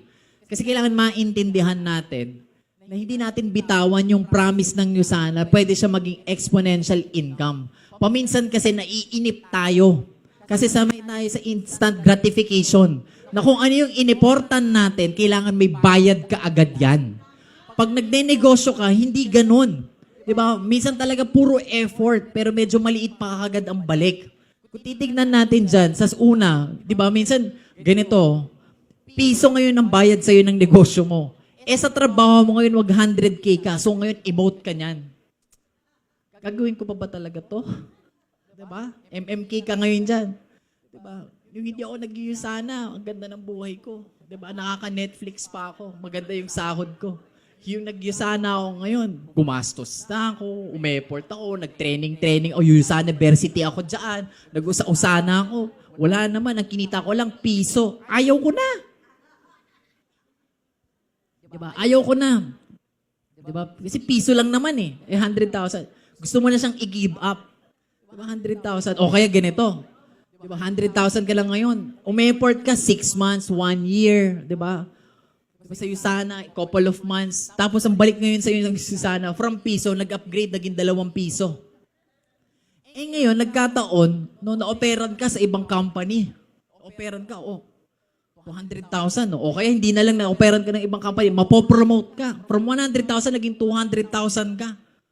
So ngayon, naisip mo, ayoko na yung USANA kasi at least sa work ko, nadagdagan ako 100,000.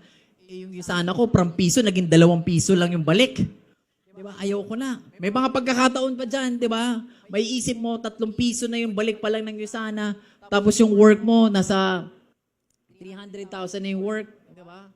So mapapansin mo, di ba, mag-OFW na lang ako, mas maganda pa yung offer sa akin sa ibang bansa. Ba't ko pa kailangan ituloy ang USANA? Di ba, 4 na buwan na ako dito, 4 na taon na ako dito, 8 pesos pa lang ang balik sa akin. Samantalang sa trabaho ko, 400,000 na. Nakaka-relate? Minsan napupunta sa mga ganyang mga circumstances, di ba na parang gusto mo nang i-let go yung sinimulan mo dito. Kasi parang wala ka pang nakikita. Pero kailangan pagpatuloy ka lang kasi kapag hindi ka sumuko dito sa USANA, tinuloy-tuloy mo siya, mukha lang walang nangyayari. 'Di ba? Mukha lang puro effort ka. Mukha lang na na inuuto at niloloko mo yung sarili mo. 'Di ba? Pinangahawakan mo yung isang bagay na parang alam mo yun, na parang magiging bula lang naman. Diba? Pero pag tinuloy-tuloy mo ang Usana at tinuloy-tuloy ko ang pagpindot ko sa clicker ko, diba? Lalabas din ang mga figures natin. Diba? Minsan mapapaisip ka eh. Diba? Kung i-relate mo yung kinikwento ko at sinasabi ko sa inyo, diba? Mukhang malaki or maganda ang mangyayari, no, sa employment or corporate career mo ngayon. Diba? Na gusto mong i-let go ang Usana. No? Na gusto mo nang sukuan. Kasi parang walang nangyayari, ang bagal-bagal ng progress. 'Di ba? 14 months na ako dito. 'Di ba? Ang income ko pa lang 16,000. Samantalang 14 months ko sa work, baka 1,000,000 ka na diyan. Aabot ka ba pag work? 1,000,000? 'Di ba? Hindi ako po nag-work, so hindi ko po alam yung sinasabi ninyo. 'Di ba? Never po ako nag-work, 'di ba? So kung titignan mo sa example natin, 'di ba? Isipin mo, sa 17 years, nasa 65,000 na. Diba? 65,000 dito, 1.7 na. Nasa 131,000 na. And so on and so forth. Mukhang malaki. Pero pagdating ng after 20 years, ano ang effect ng exponential income?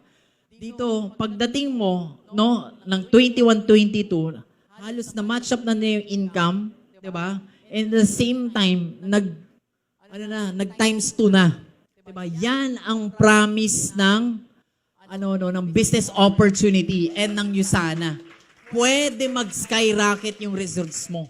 Pwede ngayon zero ka, pero after 6 months, $200 per week ka na.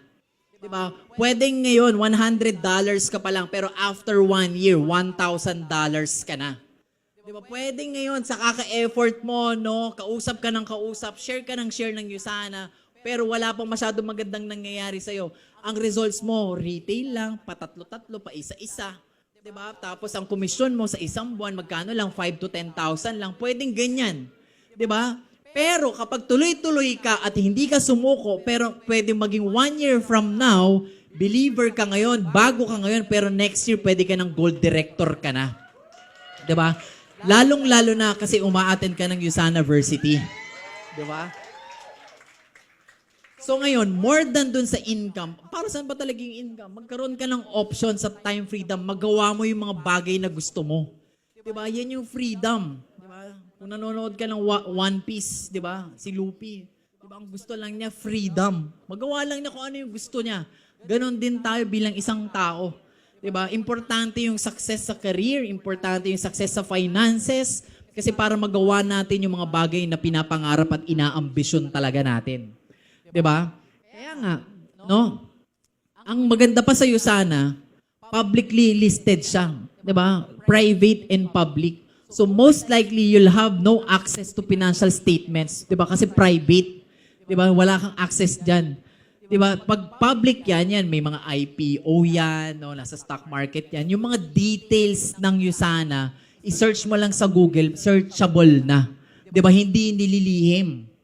Diba? Hindi nililihim. Kaya makikita mo mayroong mga mga ibang-ibang investment opportunity. Sasabihin nila, dito ka mag-invest. Pero tinanong mo, registered ka ba sa SEC? Diba? May mga registration ba yan? Wala.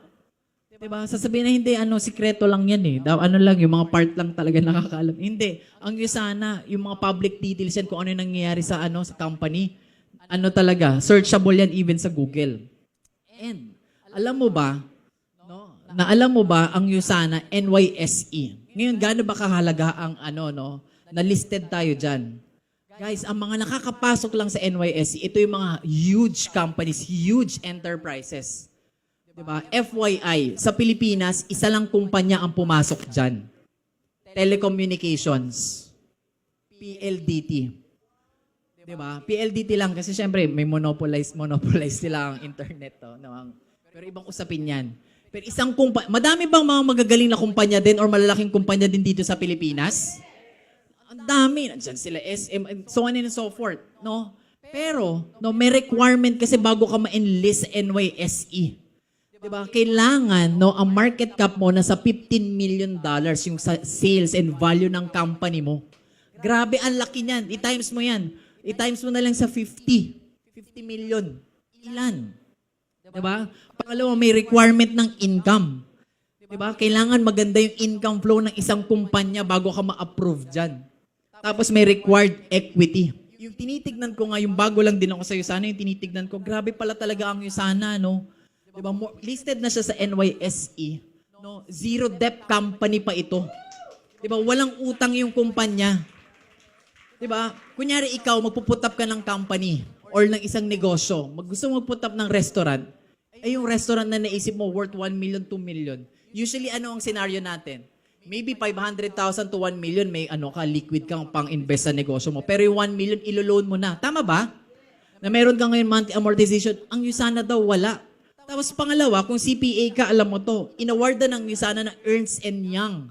Diba? For Business Award. Ganun siya ka-stable.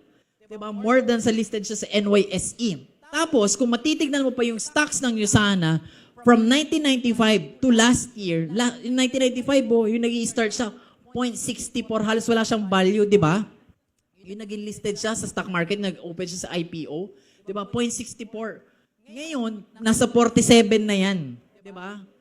Nasa laging 45 yan. Pag minsan maganda pa yung linggo, umaabot yan, no, ng mga 50. Nasa ganyan na yan. In-split na nga ito eh. Kasi umabot yan, dumating yung panahon, umabot yan ng almost 200 pesos. Di ba? Kailangan na ng i-split. So kung makikita mo, no, pataas ng pataas. And ikukumpara natin siya sa ibang mga players sa katulad natin na industry and company. Di ba? Wait lang. Balik lang natin. Ayan. Kung titignan natin sa ibang, no, mga ka-competitors natin ng mga kumpanya, ang Yusana na yung isa talaga sa mga pinakamaganda. Ngayon, ang takbo ng kumpanya pagdating sa sales, sa stocks, diba? Ganon kaganda at ka-stable yung company natin comparing to the other companies na part ng industry na ito. And kung titignan mo ang stocks ng Yusana, kung ikukumpara mo na siya sa ibang mga bansa or sa mga ibang mga kung ikukumpara mo siya sa iba, di ba nandyan nakalista, yung mga Nasdaq, yung mga ibang players sa stock market, yung mga ibang institutions. And kung ikukumpara mo siya dito sa mga bansa na, ang Yusana ang taas ng growth from the beginning na nagsimula siya to the present. Nasa 599%. Ganyan ka, ganyan ka growing ang company at ganyan ka stable ngayon. Ang natin, no, ang business natin ngayon. Ngayon, di ba? Kung titignan natin, ano ba yung pwedeng ma-provide? Nakita na natin, no, maganda ang stocks. Stable ang company. Credible ang company. Diba? Ngayon, pwede pa mag-provide yung ginagawa natin business opportunity ngayon ng unlimited income. Diba? Ngayon na nagsisimula ka, maybe nandun ka pa sa $50 to $100 to $200 per week. Pero kapag na-build mo ito, diba? Because of your effort, because sa time na ine-exert mo, because talagang inaaral mo siya. Diba? Hindi ka sumusuko, patuloy ka nang nagbibuild. Pwede nagsisimula ka ngayon $50, $100, $200. Pero dadating yung time, pwede ka makapag-reach. Next year, gold director ka na. Diba? Hindi nga eh. Sino dito for this year yung alam mo kaya mo maging gold director? Guys, tignan nyo na. Meron mga nagtataas in the next 6 months, may mga mag-gold director nga eh. Diba? So, in the next 6 months, pagtatrabahuhin mo, e-effortan mo ang Yusana, pwede na mag-create siya in the next 6 months, kaya mo na mag $1,000 per week. How much more pa kung bibigyan mo yan ng 1 taon? Diba? Effort lang talaga at tsaka-tsaga yung kailangan natin i-exert. Ngayon, kung ikaw nag-start ka, sa mga taong kaka-join lang, sa mga taong nagre-rebuild ng mga businesses nila, ang focus mo dito lang sa mga first 2 columns mo and maybe even up to the 3rd column. Kung ikaw nag-i-start ka ngayon, tatanungin mo, mentor, saan ba ako magsisimula? Paano ko ba yan gagawin? Ang focus mo lang dapat is mag-sell ka ng products and sponsor. In terms of selling, of course, you need to attend yung mga ganyan, lalo na yung kaninang first part. Matutunan natin paano natin ma-dispose kaagad yung mga sell essentials natin para magkaroon tayo ng return of investment, no, mabawi natin yung pinupuhunan natin at magkaroon tayo na maayos sa rolling capital. Selling. And i-bid lang natin at least first 10 customers. Diba, huwag mong i-stress yung sarili mo. Kailangan ko ba na sobrang dami ko kaagad na bibentahan? Kailangan mong, yes, ibenta natin, lalo kung nagsisimula ka ngayon. Pero kung ngayon, wala ka pang first 10 customers, yan lang yung aasikasuhin mo. 'Di ba? Mag-sell ka ng products, i-share mo siya. At least 10 families na gumagamit ng Cell Essentials or ng plus ng Use Animals. 'Di ba? Yun yung i-build natin. Pangalawa, kailangan natin mag-sponsor. 'Di ba? Kailangan mag-prospecting tayo, mag-i-invite tayo ng mga potential guests and business partners natin. Maka-sponsor tayo para kumita ka ngayon ng up to $100. So pag ito yung activity at pinokosan natin ngayon, minsan nakakalito di ba? Pero sinasabi ko nga, simple lang yung Usana. Huwag natin i-complicate na, saan na ba ako? Di ba? Kailangan mo lang ma-identify saan na ngayon ang point A mo.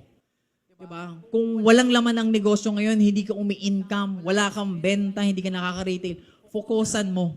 Di ba? Yung area ng selling and sponsoring para magkaroon ka ng $50 to $100 na commission every single week. Yan ang attention mo. So kapag kakausapin mo si coach, kakausapin mo si apps, kakausapin mo si mentor, 'di ba?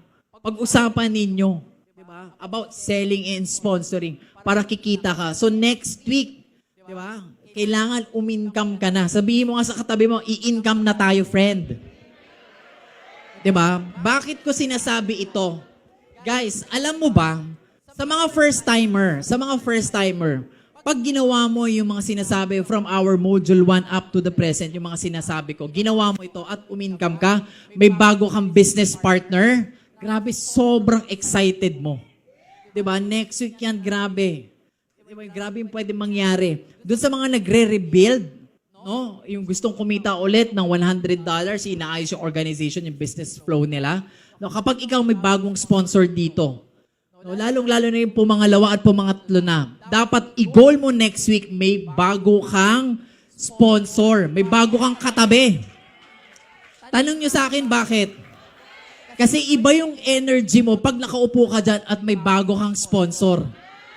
Imaginein mo, yung trabaho mo lang, di ba, umattend ka ngayon, i-apply mo yung tinuturo, pag in-apply mo siya, may bago kang sponsor, next week katabi mo yan, papalakpak ka lang din. 'Di ba?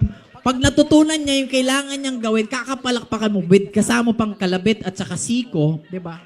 Clean the speaker, no? Ganon lang. The following week noon, ikaw kikita ka na naman. Pati yung dinala mo dito, kikita natin $50 to $100. 'Di ba? So okay lang ba next week may bago tayong sponsor?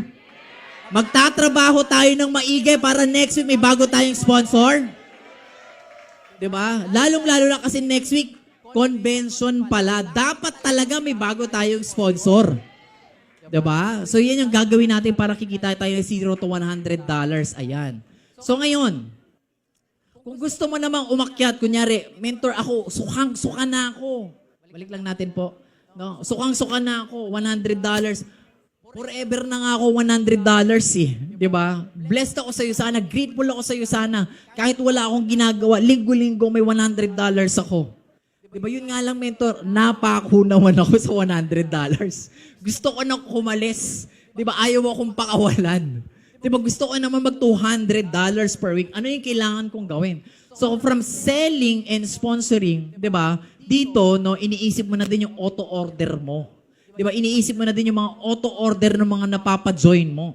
Iniisip mo yung mga bago mong sponsor, dapat sila din, uma-attend sila ng Usaniversity para matulungan natin sila magpa-PPPS. 'Di ba? So kapag ginagawa mo yan, naku, aakyat yan ng $200. And dadating yung time, magugulat ka, no, kahit ayaw mo. Ang ginuul mo lang sa sarili mo, pero lahat to, itong apat na to, mga basics na to, inuulit-ulit mo, ina-apply mo yan linggo-linggo. Kahit ayaw mo, chicheki ka ng $400. Diba? So, chika-chika ka lang, susunod, cheke-cheke na. Diba? $400. Kasi may group sales ka na. May mga nagpi-PPS ka na kasi nga nag-a-attend ka ng Usaniversity. Diba? Yan ang roadmap natin. Kaya nga, importante kung ikaw ngayon bago ka, nag-run ka ngayon ng iyong Premier Platinum Pay Setter or yung PPPS. 'Di ba? Sa mga luma, mentor na hit ko na yan, ang tanong, may laman ba yan? 'Di ba? May business partner ka ba? May PPPS ka ba sa organization mo? Pag wala, kailangan PPPS mode ka ulit. 'Di ba? Kailangan mag 1,600 ka ulit. 'Di ba? Yan yung habulin mo, i-goal mo ulang ulit yan. Gayahin mo yung naghahabol ka niyaan. Sa mga bago, 1,600 points. At least makasponsor ka ng at least 4 na tao. At bibigyan ka ng almost 8 weeks or 56 days para ma-accomplish mo yung milestone na yan. Ngayon, anong mangyayari? Magkakaroon ka ngayon ng 15% lifetime matching bonus. And habang hinahabol mo ang 15% matching bonus, kaya mong tapusin yan, no, sa loob ng 1 buwan. Ito yung kagandahan na ngayon pag uma-attend ka ng Usanaversity at may bago kang sponsor. Matutulungan mo yung bago mong sponsor, yung kajo-join lang, na mag-hit ng PPPS in less than 1 month. Tapos i-income pa siya. Diba? Bakit? Kasi matuturuan siya. Ang kailangan mo lang naman para matapos mo to within 1 month of time. Diba? Gumawa ka ng prospect list. Sa mga taong bago dito, makaka-join mo lang or nagre-rebuild ka, gumawa ka ulit ng prospect list. Baka kaya ka hindi ka na nagko-commission or nahihirapan ka kasi wala ka ng listahan ng mga prospect list mo. Yung mga potential customers and business partners mo lang. Basic lang. Diba? Simulan mo lang ulit yan mamaya. Pangalawa, diba? Kailangan mo lang i-approach. Aanihin natin yung listahan hindi naman natin kinakausap. Diba? Ano yan? Display. Hindi yan ginawa para maging display. Di ba? Pag nasa sales ka, ang tawag dyan, kunyari, nagbebenta ka ng kotse, nagbebenta ka ng insurance, nagbebenta ka ng real estate, ang tawag nila dyan, leads. Di ba? Dito sa Usana, ang tawag natin yan, prospects. Di ba? Kailangan ina-approach yan, china-chat yan. Di ba? Kinakausap yan, tinatawagan yan. Ilan dapat? At least 5. Di ba? Kasi hindi naman lahat ng i-approach mo, hindi lahat ng i-chat-chat mo, isisin ka. Tama ba? Diba? Hindi lahat ng chinat mo, may sisin ka kaagad. So, kailangan at least may leeway. Diba? Mag-chat ka ng 5 para may pumuntang 3. Diba? Mag-chat ka ng 10 para ngayon may guest kang more than 5. Ngayon, anong mangyayari? Pag ginawa mo yan, nag-chat ka, nag-approach ka, may tinawagan ka 5 hanggang 10 tao, magkakaroon ka talaga ng sponsor, 1 to 2 per week. Ngayon, example scenario, kadyo-join mo lang. Ngayon, nag-join ka itong linggong to. Diba? So, yun, inaaral mo pa, nag-a-adjust ka pa, no? Nandun ka sa moment, no? Inaaral mo yung gagawin mo sa Usana. Diba? May fear and doubt ka pa kung kakayanin mo to. So, ginaguide ka pa talaga ng coach or mentor mo. So, ang next week, ang kaya mo, makapagpa-join lang. Or may bumili sa'yo, nag-accumulate ng 6 essentials. Nakapagpapiin ka yung isa sa mga yung cheapest package natin. Bumili 200 points. Next week, doable ba at least 200 points? Sa mga bago, very doable yan as long as you apply. Ngayon, may 200 points ka. The following week, di ba, nag-a-adjust ka pa din or ginagawa mo, nag-e-effort ka, nakapagpag-PIN ka ulit, in-apply mo lang ulit yun. Nangausap ka, nag-invite ka lang ng mga 5 hanggang 10. May PIN ka na naman. Next week, pwede ka na mag $40. Ito yung good news. Kung mas bibilisan mo, di ba, mag-effort, mas bibilis din ang income mo. Diba, ikaw yung magdi-dictate. Hindi naman, sinabi ko, baka next week, isa ka lang. Kung kaya mo yung 2. Sasabihin mo, mentor, bakit isa lang yung sinasabi mo? Kaya ko nga 2, 3. Di ikaw na. Bida ka eh. Diba? So, syempre, pag main character, dapat mas ginagalingan. Diba? Mga main characters natin. Mga Disney princess. Pag Disney princess ka, dapat magaling ka. Diba? So, ngayon, pangatlong linggo, diba, dahil naka-adjust ka na, naka-attend ka na ng 1, 2 beses ng Usanaversity, tapos yung na-sponsoran mo, sinasama mo dito. Pangatlong linggo mo dito, kaya mo na makapagpa-join ng 300 points left and right. May $60 ka na niyan. Ito ang good news. Pagdating ng 4th week, in-apply mo pa ulit yon. Tapos na yung PPPS mo, baka hindi nga lang to $60 kasi yung napa-join mo at kaka-attend ng Usanaversity, every week nandito sila. Sila din may panibago ng sponsor at mas lalaki pa yung commission mo. Pero importante, ikaw mismo, no, na-hit mo na yung PPPS. Dahil pag na-hit mo yan, mas lalo kang mag-e-enjoy saan? Sa Usana business mo dahil may additional kang 15% na matching bonus sa bawat na i-sponsor mo. May potential ka for unlimited income.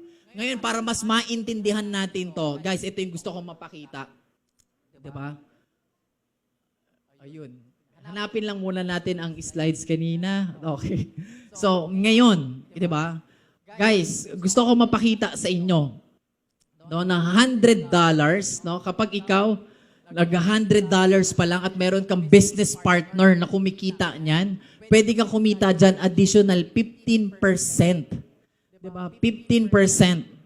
Okay. So kung no, gusto ko mapakita, bago pa yan, kahit gold director, imagine pag gold director, may 6,700 ka per week. Diba? Per week pag may sponsor kang Gold Director. Pero baka isipin mo, naku, matagal pa yung Gold Director, kailan pa ako magkakaroon ng business partner na aabot ng Gold Director. Guys, pero kahit $100 lang yan. Diba? Sa $100, meron kang $15 each. Sa isang buwan, kikita ka nun mga around 3,000 to 6,000 pesos. Diba? Kung meron kang business partner na $100, how much more pag nag-$200 yan? Diba? So, kailangan lang tulungan lahat ng mga nagpapa-join natin na business partner, tutulungan natin silang kumita ng $100 to $200. Diba? Yun yung goal natin dito. No, kasi kapag kumikita yan ng $100 to $200, dadating yung time talaga, ma-achieve niyan after 1 year, after 2 years, kaya niya ma-reach yung level ng Gold Director. At pag natulungan mo yan, yung company naman, hindi ka papabayaan. Diba? Hindi ka papabayaan. May reward ka. Gold. Diba? Ano yan, no? Pag nag-reach yan ng level ng gold, may 6,000 ka per week. So, isang buwan, nasa 30,000 pesos. To be honest, ako, I have a direct sponsor. May mga sponsors kami, no? I think meron kami 2-3 Gold Director na direct sponsors. Pero meron din kaming sponsor ngayon, Ruby Director. Diba? Hindi ko alam kung nandiyan na si Gabe. Yung kulot po, baka may nakikita ko yung kulot na ano dyan. Diba? Nanganak na siya ngayon. Diba? Ano na, fit na. So si Gabe, Ruby Director. Diba? I think he's 27 years old. Almost 6 years doing Yusana, pero kumita na siya 11 million. Diba? 11 million. Diba? At 27 years old. Diba? More than 5 years doing Yusana. Yung ini-income nun, yung percentage ng total income niya, yung 15% nun, no, ni-reward sa akin ng Yusana. Diba? Binayad sa akin. Nasa 2 million. Diba? Yung matching bonus ko. Diba? Sa isang tao pa lang. Diba? Sa isang tao pa lang. Right? So, guys, kaya nga ang ganda ng sistema natin dito, tulungan talaga. So, kaya kapag nag-sponsor ka, ang goal mo, matulungan mo talaga yan. Okay? And ito pa yung mga ibang example. 'Di ba? Sila mentors Jerryle and Charles, PPPS income nila nasa more than 4 million 2012 to present. Matching bonus pa lang. 'Di ba? Si mentor Lichelle Yambao, I think siya yung unang-unang nag-conduct ng module 2. 14 million pesos because of matching bonus. Dahil yung mga business partners niya na personally siya yung nag-sponsor, nag-reach din no, ng mga malalaking komisyon. 'Di ba? And ito ngayon yung reward niya. Pwede na ba yan? Bonus? Pangkape, pwede? 'Di ba? Pwede na. 'Di ba? Hindi na makakatulog. 'Di ba? Kaya nga, ang ganda ng sistema. Kaya dapat lahat tayo mag-PPPS. Ngayon, paano natin yan ma-achieve? No, importante yung attitude and skills. Ito lang yung 2 key factors for you to be able to achieve that. Diba? Ang Tagalog ng attitude, ugali. Kailangan lang maayos yung ugali natin. Kailangan lang masipag tayo. Kung ano yung sipag natin sa work, i-apply din natin sa Yusana or minsan may doble pa. Hindi mo kailangan, mas kailangan kong galingan sa work. Guys, importante yung work kasi magbabayad yan para sa mga daily bills and responsibilities mo. Pero tandaan mo ngayon na nag-join ka ng Yusana, nag-join ka dito kasi ito yung pwedeng tumupad ng pangarap mo. So parehas siyang importante, parehas mo siyang i-effortan. Diba? So, ang kailangan yung skills, aaralin mo ano yung mga kailangan mong gawin, ano yung mga productive, important na mga activities na kailangan kong matutunan, no? For me to become productive and mag-progress ako sa negosyong to. And kailangan matandaan natin, no? Yung success dito ay nakadepende sa'yo, hindi sa ibang tao. Diba? So, take ownership sa negosyo mo. Ikaw yun. Diba? Ikaw yun. Mas sipagan mo. Diba? Mas galingan mo. Mas maging patient ka. Mas maging aggressive ka. Diba? So ikaw yan. Hindi mo pwedeng iasa sa Yusana University, sa corporate people, diba? Sa mga uplines mo. Hindi. Nakadepende yan sa'yo. So take charge of your business. Diba? Kailangan matuto tayong sumunod. Pag sinabi na mag-meeting daw, mag-attend ng meeting. Pag sinabi kailangan mag-invite, mag-invite. Yes lang. Diba? Hindi naman yan para sa ibang tao, para sa iyo yan. Minsan, uncomfortable yung pinapagawa sa iyo, pero tandaan mo, pinupush ka namin. Kasi kapag lagi kang iintindihin ng mga uplines mo, hindi ka mag-grow. Diba? Pag lagi kang iintindihin, may problema sa bahay, ganito . Kakakasin natin. Di ba? Mga valid reasons naman din yan. Pero kahit gaano ka valid yan, minsan yan yung mga limitations natin, ba't di natin na-achieve yung mga breakthroughs natin. Di ba? Make sense? So ngayon, ito yung mga basic skills. Di ba? Social media marketing. Di ba? Ako mismo, no, as a Diamond Director, even sa akin, reminder sa akin yan, na hindi lang ako dapat magpo-post kung ano na yung mga achievement or kung ano na yung lifestyle namin, yung mga, paano na yung pamumuhay namin ngayon. I have to post something about Usana. Diba? Meron ako mga downlines, ang gagaling mag-post. Pinopromote nila yung negosyo nila. Pinopromote nila yung mga products nila. Diba? Pero wag naman lagi kasi ayaw naman natin na maging brochure yung social media natin kasi yan yung branding natin. Diba? Pero kailangan, always remember, diba? We have to promote our business. Kasi paano malalaman ng kakilala mo or ng mga kamag-anak mo na may negosyo ka ng Usana kung hindi mo ipopromote? Paano sila bibili sa'yo hindi naman nila alam or hindi sila aware na may Usana business ka pala? Diba? Malay ba nila na part ka na ng Usana hindi mo pinromote? Ni isang post, ni isang story, ni isa doon sa social media mo, wala man lang katatak-tatak ng Usana. Isikreto mo yan, diba? Magiging sikreto din yung results mo. Diba? Huwag kang maging secret agent. Diba? Dapat maging proud ka. Hindi lahat nagkakaroon ng business opportunity. Maganda ba yung Usana? Base sa mga napag-usapan at natutunan natin ngayon, credible ba yung Usana? Malaking kumpanya ba yung Usana? Kung maganda yung products, maganda yung company, bakit tayo mahihiya yung bakit natin tayo mahihiya i-promote yan? Diba? Minsan proud pa tayo. Yung company natin, startup, proud na proud ka sa startup company mo, hindi mo pa nga alam, baka magtatagal ba yan ng 5 years ang Usana, more than 30 years na. Nahiya ka pa. Proven and tested na yung products. Tama? Pangalawa, more than sa social media, kailangan prospecting and connecting tayo. Hindi naman pwedeng puro social media ka na lang. Nakaala mo, magpo-post ka sa social media, lalapit na lang lahat ng blessings. Yung bigla na lang may magchat-chat sa'yo, oy, magjo-join ako sa'yo. Diba? Hindi araw-araw ganyan. Diba? Hindi yan. Kailangan mag-a-approach tayo, e-effort tayo. Ginawa ang social media for connectivity. Diba? Para may access tayo sa mga ganyan. So, kailangan i-effort tayo. Kung kailangan pa minsan, mangapit bahay tayo, kumatok tayo. Ito, sa mga bago tayo matapos, na-invite mo na ba yung kapitbahay mo? Pag hindi mo ma-invite yan, baka ma-invite namin yan. Diba? Yung kamag-anak mo ba, aware na ba na sa Cell Essentials at Usanimals? Diba? Baka hindi pa. Magulat ka, no? Na umattend ka ng family reunion, may Cell Essentials doon. Nagulat ka. Saan po kayo bumibili? Doon sa ko. Ang masakit pa nito, kailan po kayo nag-join? Kailan po kayo bumili? Kahapon lang. Last week lang. Bakit hindi mo na-invite? Sayang. Diba? So, kailangan keep on prospecting and connecting. Kailangan nag-i-expand ang network natin. Hindi po pwedeng puro na lang, alam mo yun, yung kakilala ko, elementary, high school lang Hindi, kailangan may bago ka. Nag-join ka na dapat ng bagong sports. Diba? Yung mga co-parents mo sa school ng anak mo, yan, dinadagdag mo yan. No, dapat lifestyle yan. Pangatlo, dapat matuto tayo mag-lock in, mag-set ng appointment. Hindi pa pwedeng puro ka-chat tapos hindi mo naman ma-lock in. Diba? Paano mo ba yan mapapapunta sa presentation? Kailangan matutunan mo yan. Ano yung spiel? Diba? Kasi ang kailangan natin sinisell yung meeting. Hindi dapat sa chat, during your prospecting, nagchat-chat ka, tumatawag ka, buong presentation na detalye mo na.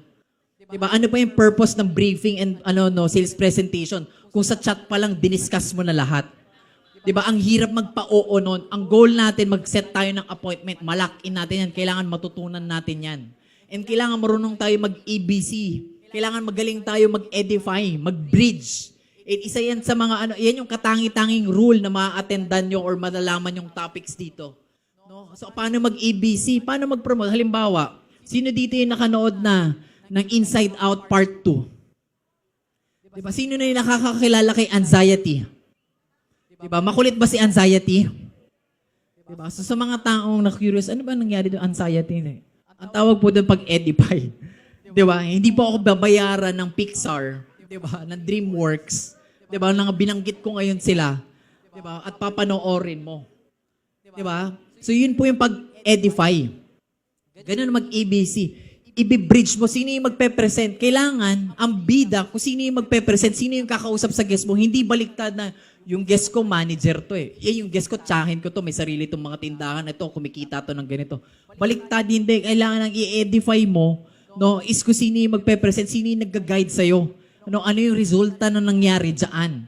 Kasi kapag na-bridge mo yan ng maayos, ito yun, may terminology kami. Hindi pa nape-presentan, mag-join na kakakwento mo. 'Di ba yung sabi namin, bumula na yung bibig. 'Di ba? Kakakwento mo, grabe pag nag-join. Pag na-meet mo yung nag-guide sa akin, grabe, sobrang bait. Alam mo yung ganyan? No, doon pa lang nag-join na highlight na kasi na-establish na yung curiosity, na-establish na yung respect. And opening and closing. Sabi nga dito, dapat matuto tayo one step backward, two steps forward. Kailangan marunong tayo mag-close ng deal. No, kailangan marunong tayo mag-establish rapport. Kasi kapag nakapag-establish ka ng rapport, connected ka dyan, mas makikinig yung kinakausap mo. Prospect man or downline. 'Di ba? Kasi nakabuild ka ng trust. No? Alam niya, may level of respect kayo. And marunong ka mag-close ng deal. 'Di ba? Alam mo yun, madali mag-follow up kapag marunong ka makipag-usap. Kung sasabihin mo, tatawagan kita, Sabado ngayon, tatawagan kita sa Lunes kasi may kausap ako sa Lunes ng hapon. Okay lang ba tawagan kita Lunes ng 6:00 after ng work mo? Sabihin mo lang sa akin, yes or no. Diba? At least lang, okay lang pag no, magkaibigan pa din tayo. Huwag kang matakot doon. Diba? Mas okay na yun na mag-no sa'yo kaysa umasa ka. Ano na ba yung sagot niya? Diba? So, kailangan matuto tayo niyan. And syempre, handling objection. Sa akin, hindi naman talaga, sa opinion ko, hindi lang naman yung handling objection. It's actually for handling frequently asked questions. Diba? Pag nag-join ba ako niyan, paano ko mababawi ang puhunan? Hindi naman objection yan.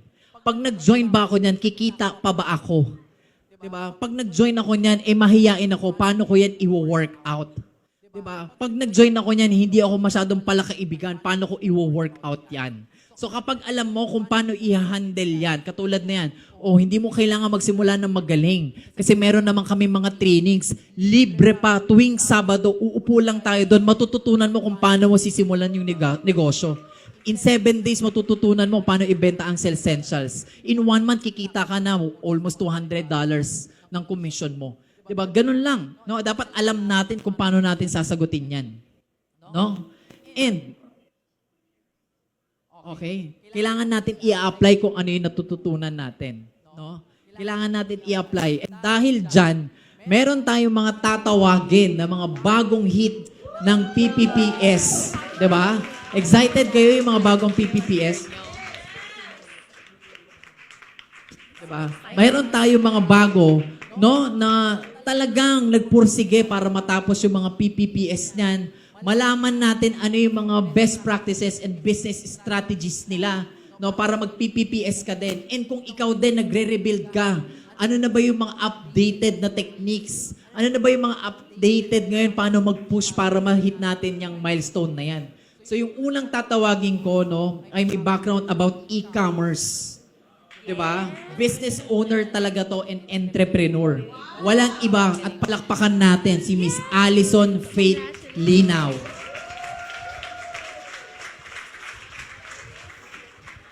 Good evening, everyone. I'm Faith po. First of all, I want to congratulate everyone po for deciding. This is the best decision you have ever made. And thank you sa initiative ng company natin kasi when I started, nung nag-join ako, wala pang University. So, it's really a privilege na meron ng ganito ngayon for us to learn more about the business, no? So, let me just share a brief background about myself. Yun nga, nabanggit na ni Mentor RV na ako po ay nasa e-commerce ngayon. I'm starting up a small company na under siya ng, I'm doing furniture and fixture trading and software as a service ngayon. So, that is a traditional business.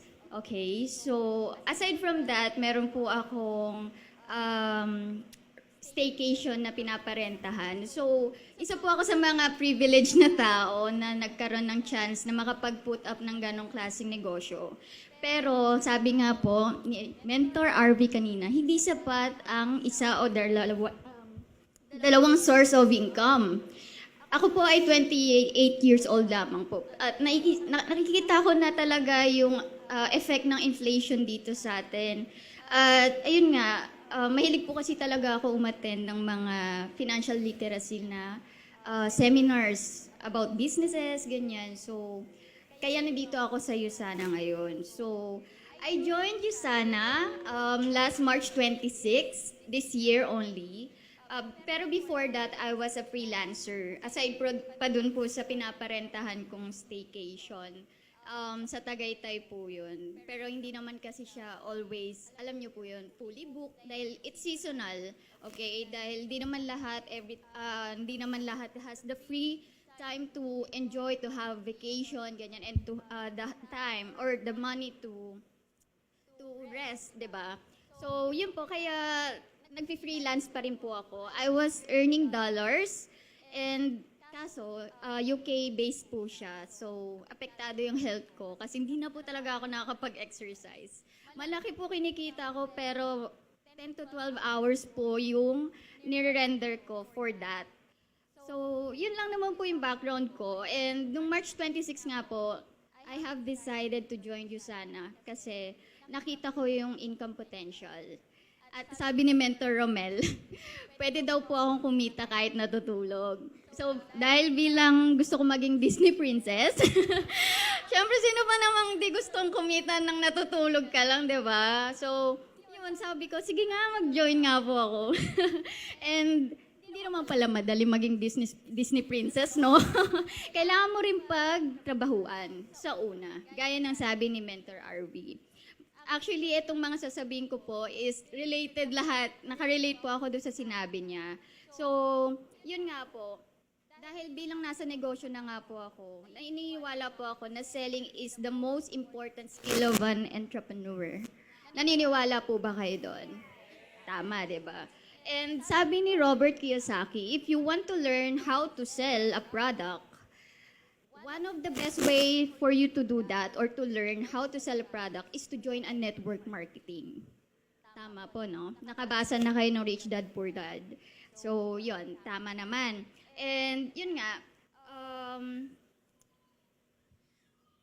kidding aside po sa pagiging Disney princess, I saw the beauty of leveraging na hindi ko nakikita sa traditional business. Kasi sabi nga po ni Mentor RV kanina na sa traditional business, ikaw lahat. So, magkakapera ka nga pero haggard ka naman. Kasi sa'yo lahat ng desisyon, sa'yo lahat aasikaso ng tao. So, ayoko ng ganun habang buhay.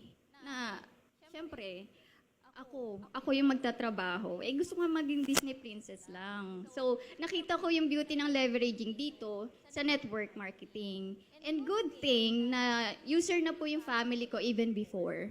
So, naniniwala na ako sa product. It's just that late ko na-realize na may potential pala yung business side. Which is, yun yung pinakamagandang naging desisyon ko this year, this 2024, na mag-venture sa business side ni USANA. Then, yun.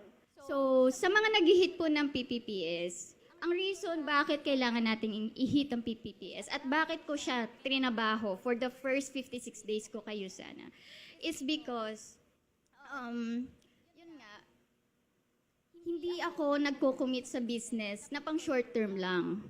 So, kung gusto mo maging business person, mag-commit ka to the business for a long term. Kasi, itong PPPS, ang kanyang kagandahan ay hindi mo man nakikita ngayon yung resulta.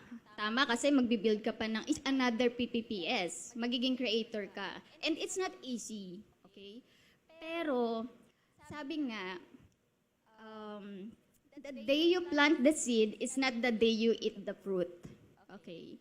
So, kung gusto mong mag-business talaga at seryoso ka mag-business, mag-isip ka ng long term.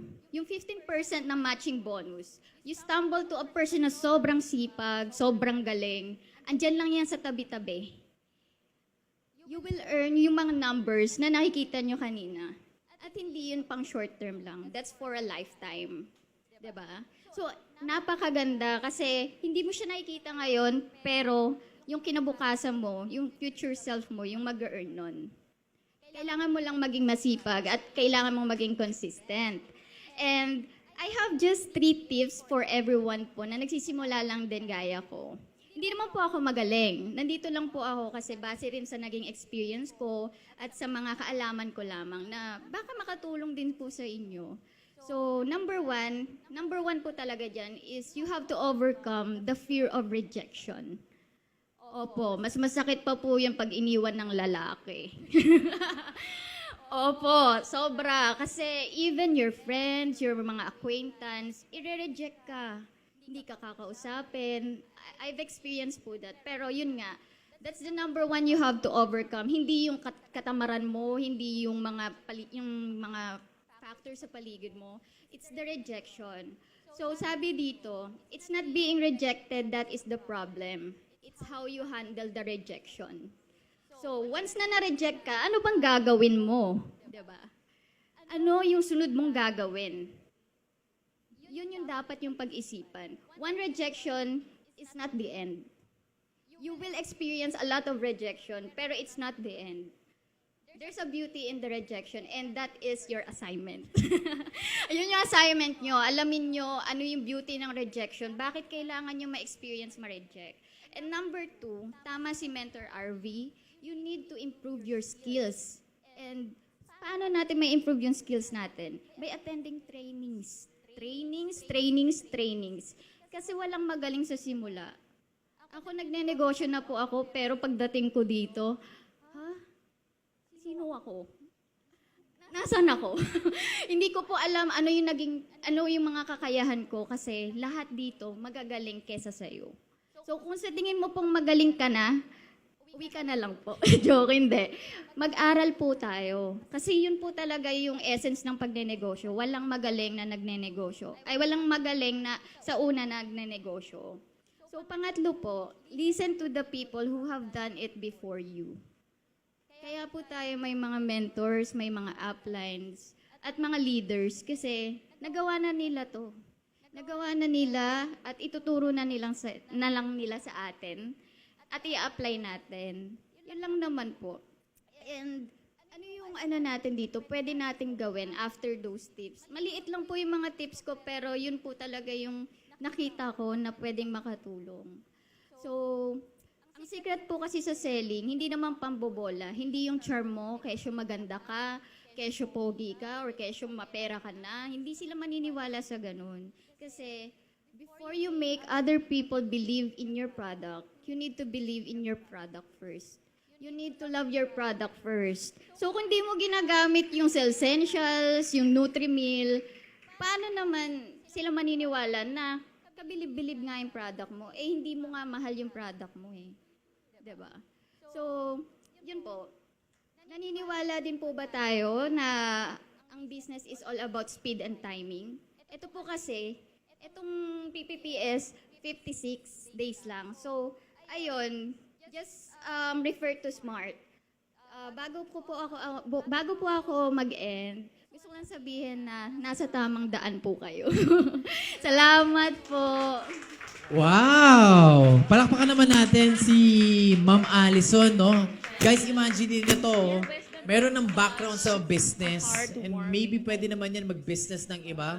Pero kung makikita natin, nag-join pa din dito, inaaral, nagpapaturo, no? And gusto talaga ng additional source ng income para mas ma-secure niya at matupad niya yung pangarap niyang maging Disney princess. Diba? Galing, ang galing ng sharing. Ang dami natin yun matututunan talaga sa kanyang sharing, no? And, di ba, maisipin mo, kaya naging successful kasi may background sa business. Di ba? Entrepreneur na talaga may e-commerce na yun na background eh. Kaya baka naging successful si Allison. Itong next na tatawagin ko, isa to sa mga bayani dito sa Pilipinas. Di ba? Bakit? Kasi isa siyang public school teacher. Guys, imagine mo, alam naman natin ang sitwasyon ng isang public school teacher, 'di ba? Ito yung mga isa talaga na nagre-request na itaas ang sahod dito sa Pilipinas. Kasi grabe ang effort. 'Di ba? Pag may eleksyon, damay din sila. Sila ang taga-bilang, 'di ba? Grabe ang effort, 'di ba? Pero even though ang background niya ay public school teacher, nagamit niya ito para mag-start ng negosyo. I think iyan yung isa sa mga magagandang skill, no? You know how to teach and encourage people. So let's hear it from Ma'am Gina Constantino. Thank you po, Mentor. Ayan, grabe po, no? The best po talaga ang ating mga speakers dito sa ating USANA University. So, grabe po. I am Gina Gandia Constantino. So, I am a teacher by profession. And I grew up in Calawag, Quezon. And now, I am living in Cabuyao, Laguna. With that, I have been teaching for 10 years already. And that 10 years also is a mark with my reason why I joined USANA. Because I am a PCOS patient for 12 years. And for 12 years, for that 12 years, a lot of worries that I have on my mind, on my heart, talaga pong very alarming siya. Diba? So, kaya totoo din talaga yung mga pinapakita sa atin dito na yung mental health natin, we really need to take action on that. So, kaya po, talagang nag-take action po ako on my health. So, with that, we joined USANA together with my husband. So, we decided to take the business center for our family. And when did we hit our PPPS? When? Tanungin niyo pa ako kung kailan. Today! Grabe po talaga. Naitodo ko po talaga yung 56 days. Remember po, June 1 is the start of the public school teachers to have uninterrupted rest. At talagang very thankful din po ako kay Secretary Sara Duterte nung ibinigay niya sa amin yung 30 days uninterrupted rest na yan. Dahil po doon, na workout ko po talaga na magawa itong PPPS for our business, no? This is a family business po, no? So that's why talaga pong we decided together with my husband, with my family, talaga pong winorkout po namin ito as a family.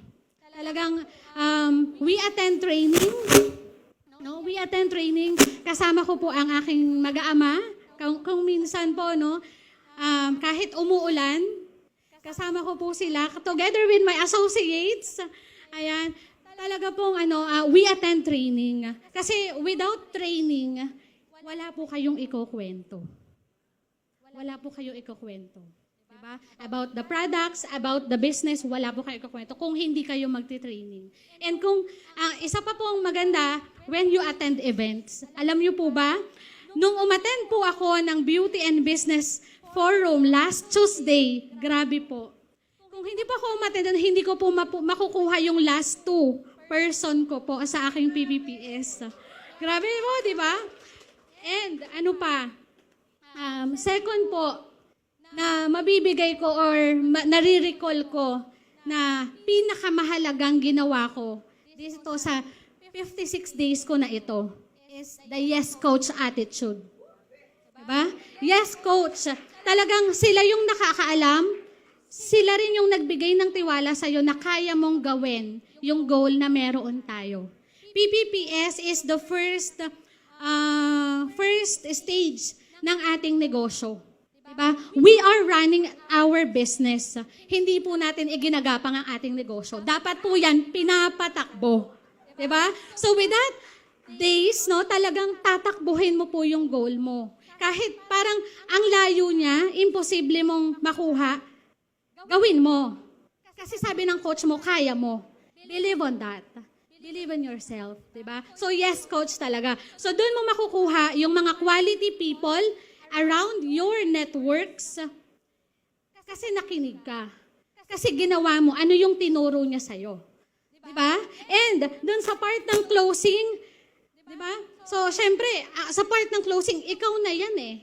Diba? You are going to close those deal kapag nakinig ka pa rin sa coach mo. Diba? Bago mo simulan yung presentation, talagang napag-anuhan nyo na yan, napag-aralan nyo na paano nyo rin siya isasarado. Paano nyo siya seselyuhan. Kaya naman kami, together with my coach, inaabutan lang naman po kami ng credit card. Di ba? Inaabutan lang naman po kami ng cheque to pay for those products na makakatulong po sa health nila. Di ba? Grabe po talaga. Kaya talagang pag sinabi ng coach mo, attend training, yes coach. Di ba? Gagawan po natin yan ng paraan. And ngayon po, no, yan. Last po is huwag bibitaw sa goal. So sabi ko nga po, di ba, today ko po natapos ang aking PPPS. Within 56 days. Grabe, sabi ko po talaga kahapon kay Lord, Lord, alam ko naman pong ibibigay niyo po sa akin ito. Hindi po ako nagda-doubt. Hindi ko lang po alam saan ko sila mahahanap.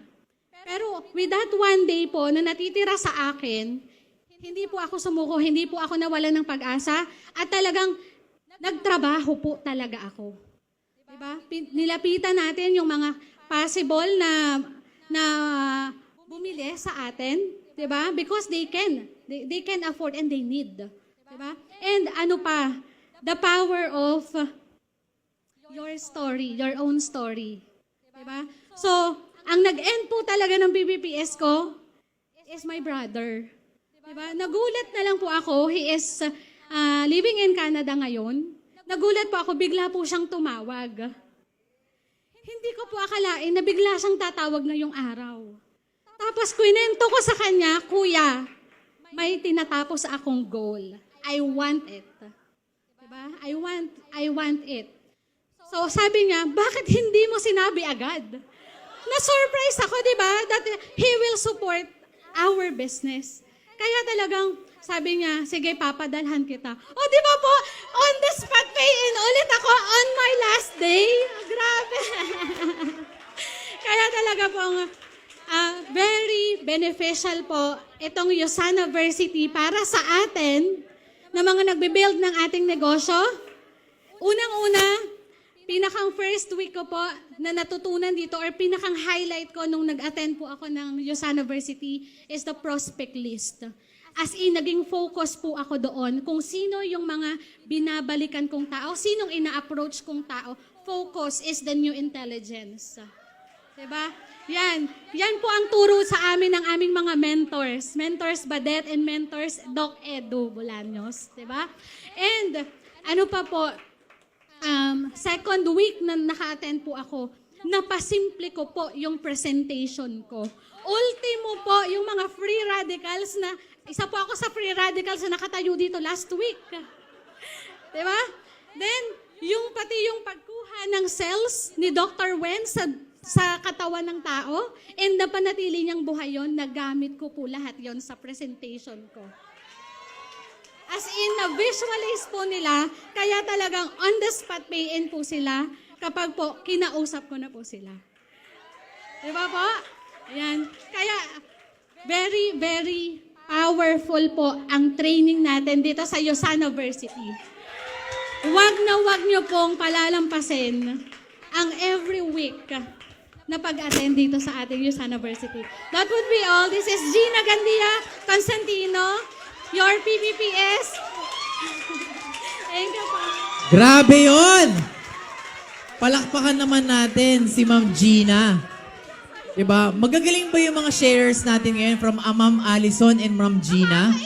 Palakpakan naman natin. Ang gagaling. Ang gagaling nilang dalawa. Diba? Ang gagaling ng mga speakers ngayon. Diba? Iba yung linggo ngayon. Kaya dapat, no, every week uma-attend tayo eh. Kasi magagaling eh. Pagaling ng pagaling yung mga nagsishare dito sa harap. Diba? And kung papansinin mo, lahat sila estudyante ng Usanaversity. And ngayon, di ba, graduate talaga ng PPPS kahit last day. Di ba, hindi bumibitaw. Di ba, kaya we have to make sure lahat ng mga panibago natin mga sponsors a-attend at kasama natin tuwing Sabado.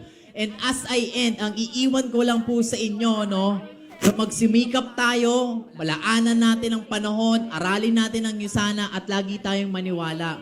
May magandang mangyayari sa atin dito sa Usana. Maraming salamat po. To God be all the glory. Thank you. We're